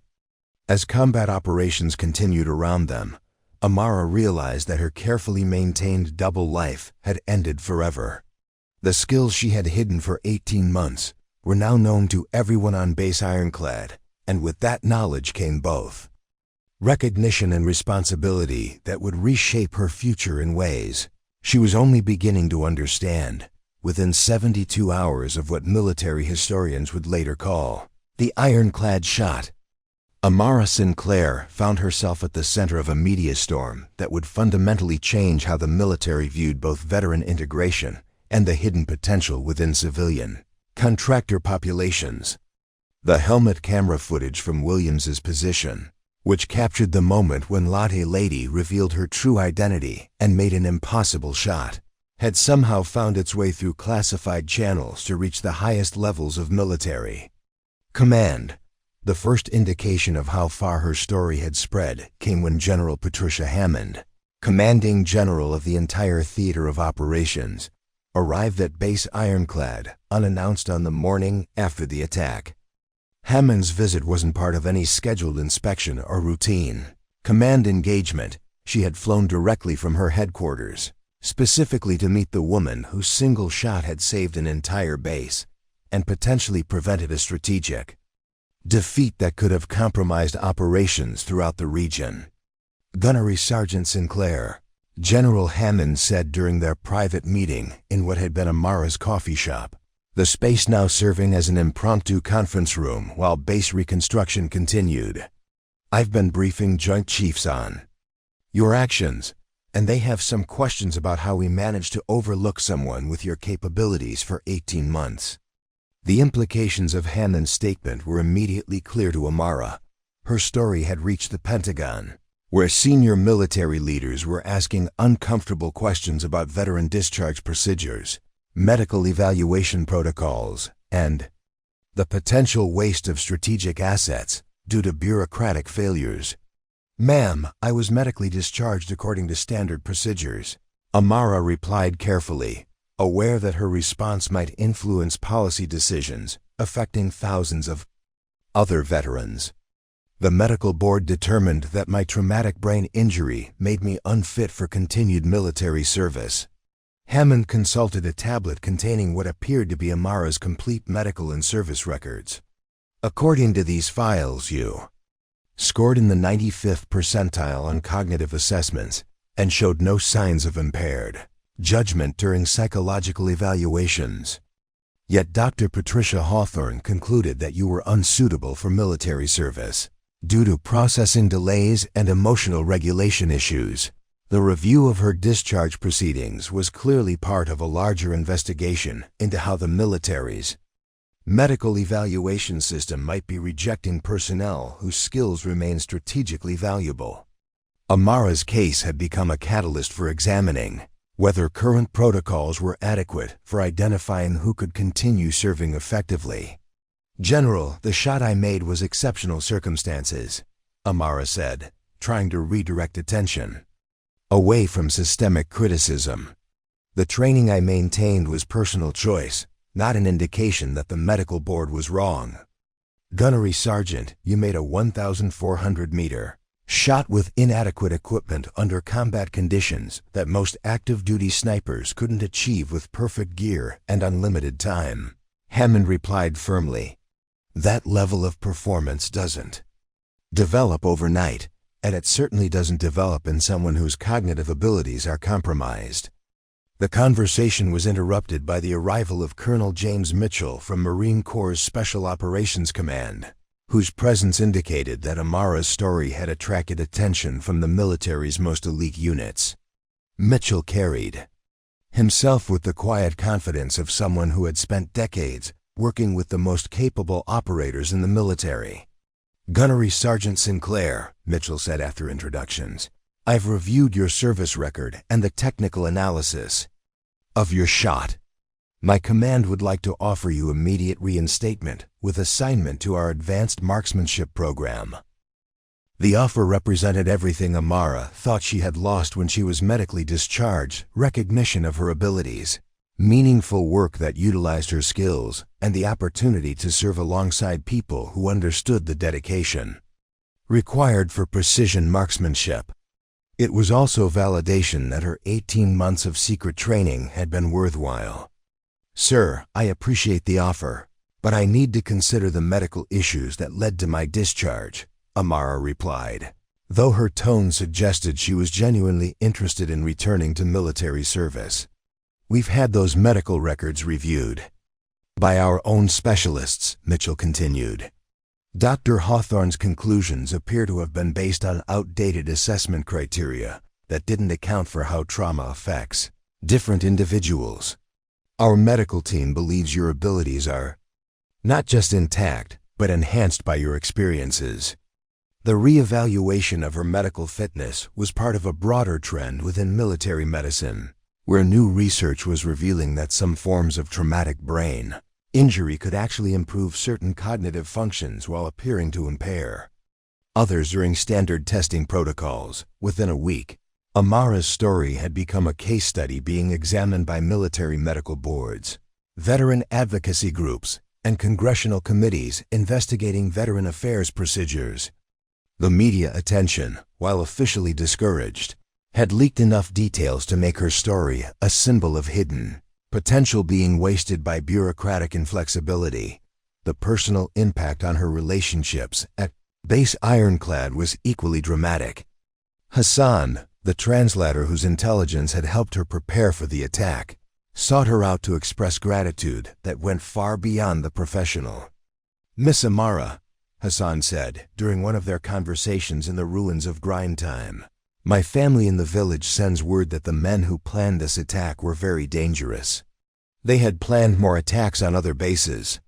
Your shot, it saved many people, not just here." The intelligence that emerged in the aftermath of the attack revealed that the eliminated commander had been coordinating a campaign against multiple military installations throughout the region. His death had disrupted planning for additional assaults and led to the capture of intelligence that prevented several other coordinated attacks. Lieutenant Okafor, whose friendship with Amara had been complicated by the revelation of her hidden identity, gradually came to understand the isolation and psychological burden that maintaining the deception had required. "I keep thinking about all the times we talked about base security and tactical situations," Okafor said during one of their evening conversations. "You must have been frustrated, knowing things that could help but not being able to share them." "The hardest part wasn't hiding what I knew," Amara replied. "It was pretending to be less than I was, because other people had decided I wasn't capable of more." The broader implications of her story were becoming clear as other veterans began coming forward with similar experiences. Highly skilled personnel who had been medically discharged but continued to possess capabilities that the military needed.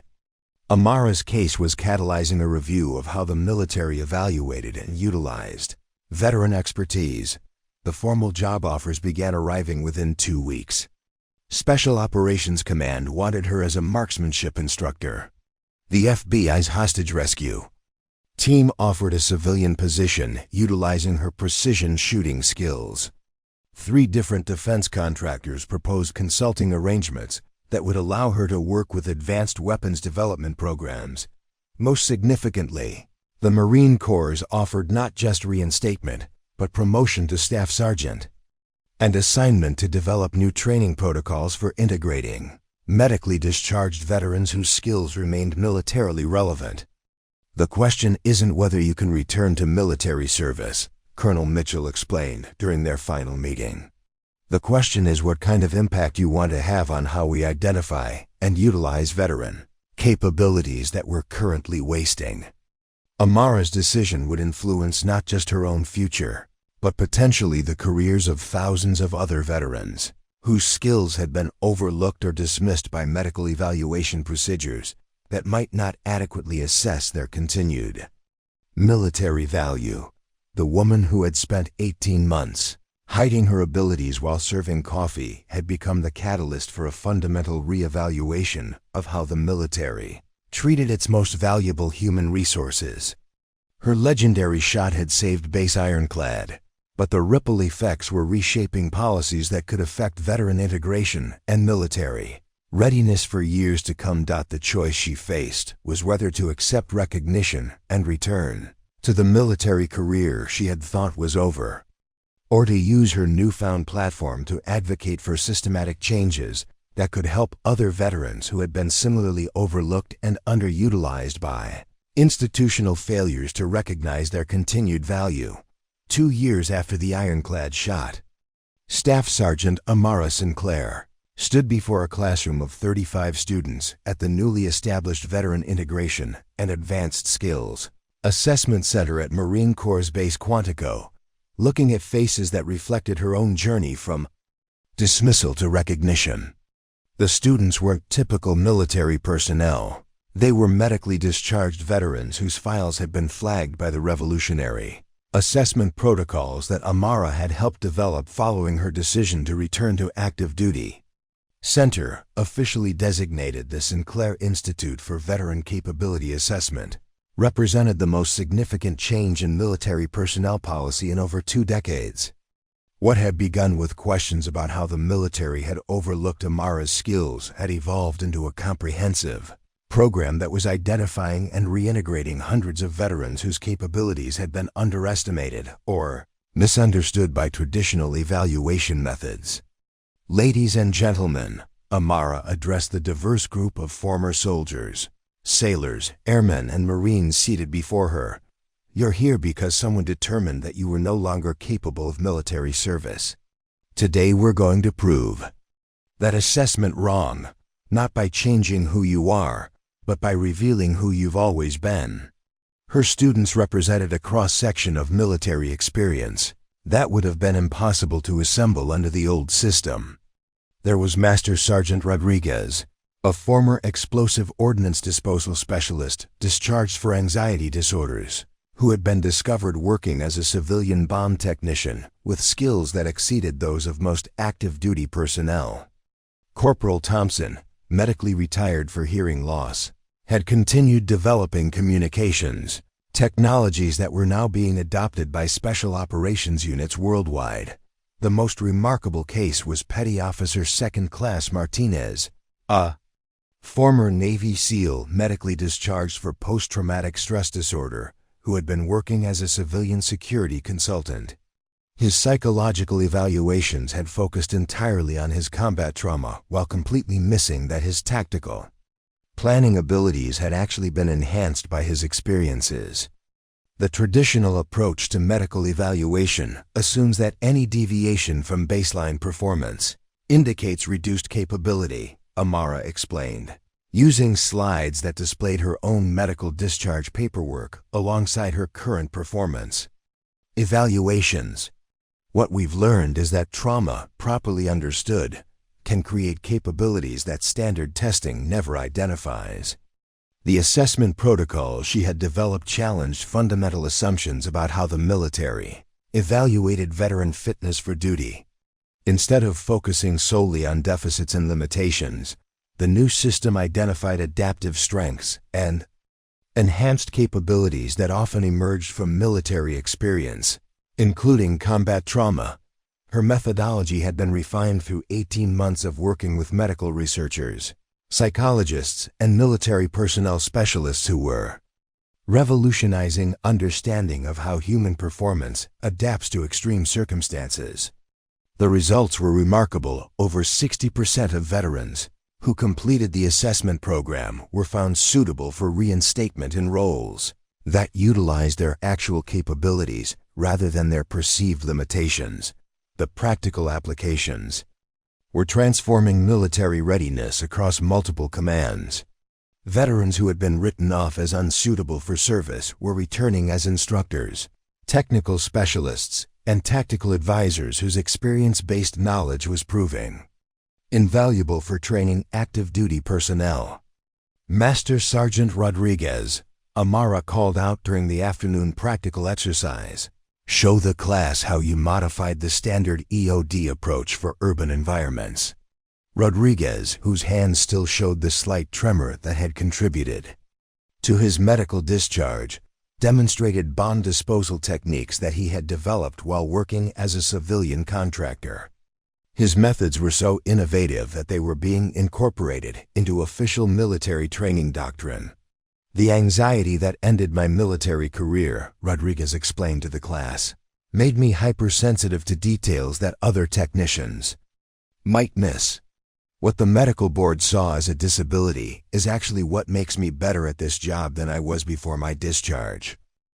The psychological aspects of the program were equally revolutionary. Traditional military psychology had focused on returning veterans to their previous baseline performance. But Amara's approach recognized that combat experience often created enhanced capabilities that were being overlooked because they didn't fit standard performance metrics. Dr. Sarah Chun, the program's chief psychologist and a specialist in post-traumatic growth, had collaborated with Amara to develop assessment tools that identified strengths rather than just treating symptoms. We're discovering that many veterans discharged for psychological reasons have actually developed enhanced situational awareness, improved threat assessment capabilities, and decision-making skills that exceed those of personnel who haven't experienced combat stress. Dr. Chen explained during one of their joint presentations to military medical boards. The program's success was being measured not just in individual reinstatements, but in broader changes to military culture and policy. Commands throughout the armed forces were reviewing their approach to veteran integration and reconsidering how they evaluated personnel whose experience didn't fit traditional categories. The personal transformation in Amara's own life had been equally significant. Her decision to accept reinstatement and promotion had allowed her to utilize her skills in ways that went far beyond individual marksmanship achievements. She was now influencing military policy at levels that could affect thousands of veterans whose potential had been overlooked. Her relationship with the people at Base Ironclad had evolved from the professional respect earned through her legendary shot to genuine friendships based on shared understanding of what service meant. Hassan, the translator whose intelligence had helped save the base, had been granted asylum and now worked as a cultural advisor for the Veteran Integration Program. Lieutenant Okafor, promoted to captain, had become Amara's closest collaborator in developing intelligence protocols that utilized veteran expertise in ways that traditional military structures had never considered. Their friendship, initially complicated by Amara's hidden identity, had strengthened into a professional partnership that was producing innovations in military intelligence gathering. The most meaningful validation came through letters from veterans whose lives had been changed by the program. Former Sergeant Williams, who had been medically discharged for traumatic brain injury, wrote to describe how the assessment program had identified his enhanced pattern recognition abilities and led to his reinstatement as an intelligence analyst. "You didn't just make an impossible shot," Williams wrote. "You changed how the military thinks about impossible people."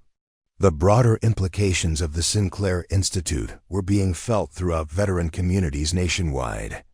Veteran service organizations were adopting similar assessment approaches for civilian job placement, recognizing that military experience often created capabilities that traditional employment evaluations missed. Corporate recruiters were beginning to understand that veterans discharged for medical reasons might possess enhanced skills rather than reduced capabilities, leading to employment opportunities that actually utilize their military-developed expertise. The program's influence was extending internationally, with allied militaries requesting consultation on developing their own veteran assessment protocols. Amara found herself traveling to NATO training centers and coalition headquarters, sharing methodologies that were changing how democratic militaries worldwide treated their veteran populations. Perhaps most importantly, the cultural shift was affecting how society viewed veteran capabilities. The stereotype of the broken veteran who needed to be fixed or accommodated was being replaced by recognition that military experience, including combat trauma, often created enhanced human performance that civilian society could benefit from. Utilizing, standing before her current class as they prepared to complete their assessments and return to military service, Amara reflected on how far she had traveled from the woman who had hidden her abilities while serving coffee and enduring jokes about chemical alarms. 2 years ago, I thought my military career was over because other people couldn't see past my medical files to recognize my actual capabilities, she told her students during their graduation ceremony. Today, you're proving that the military's greatest strategic asset isn't advanced technology or superior equipment. It's the human potential that exists in people who have been tested by circumstances that most of us can't imagine. The legacy of the ironclad shot had grown far beyond a single moment of extraordinary marksmanship. It had become proof that extraordinary potential could emerge from the most unexpected places, and that the greatest victories often came from recognizing capabilities that others had overlooked or dismissed. Amara Sinclair had saved more than just base ironclad with her legendary shot. She had saved the idea that every person deserved to be evaluated based on their actual potential rather than other people's assumptions about their limitations, and that sometimes the most powerful weapon in any arsenal was the courage to reveal who you really were when the moment demanded nothing less than everything you had to give. Up next, you've got 2 more standout stories right on your screen. If this one hit the mark, you won't want to pass these up. Just click and check them out.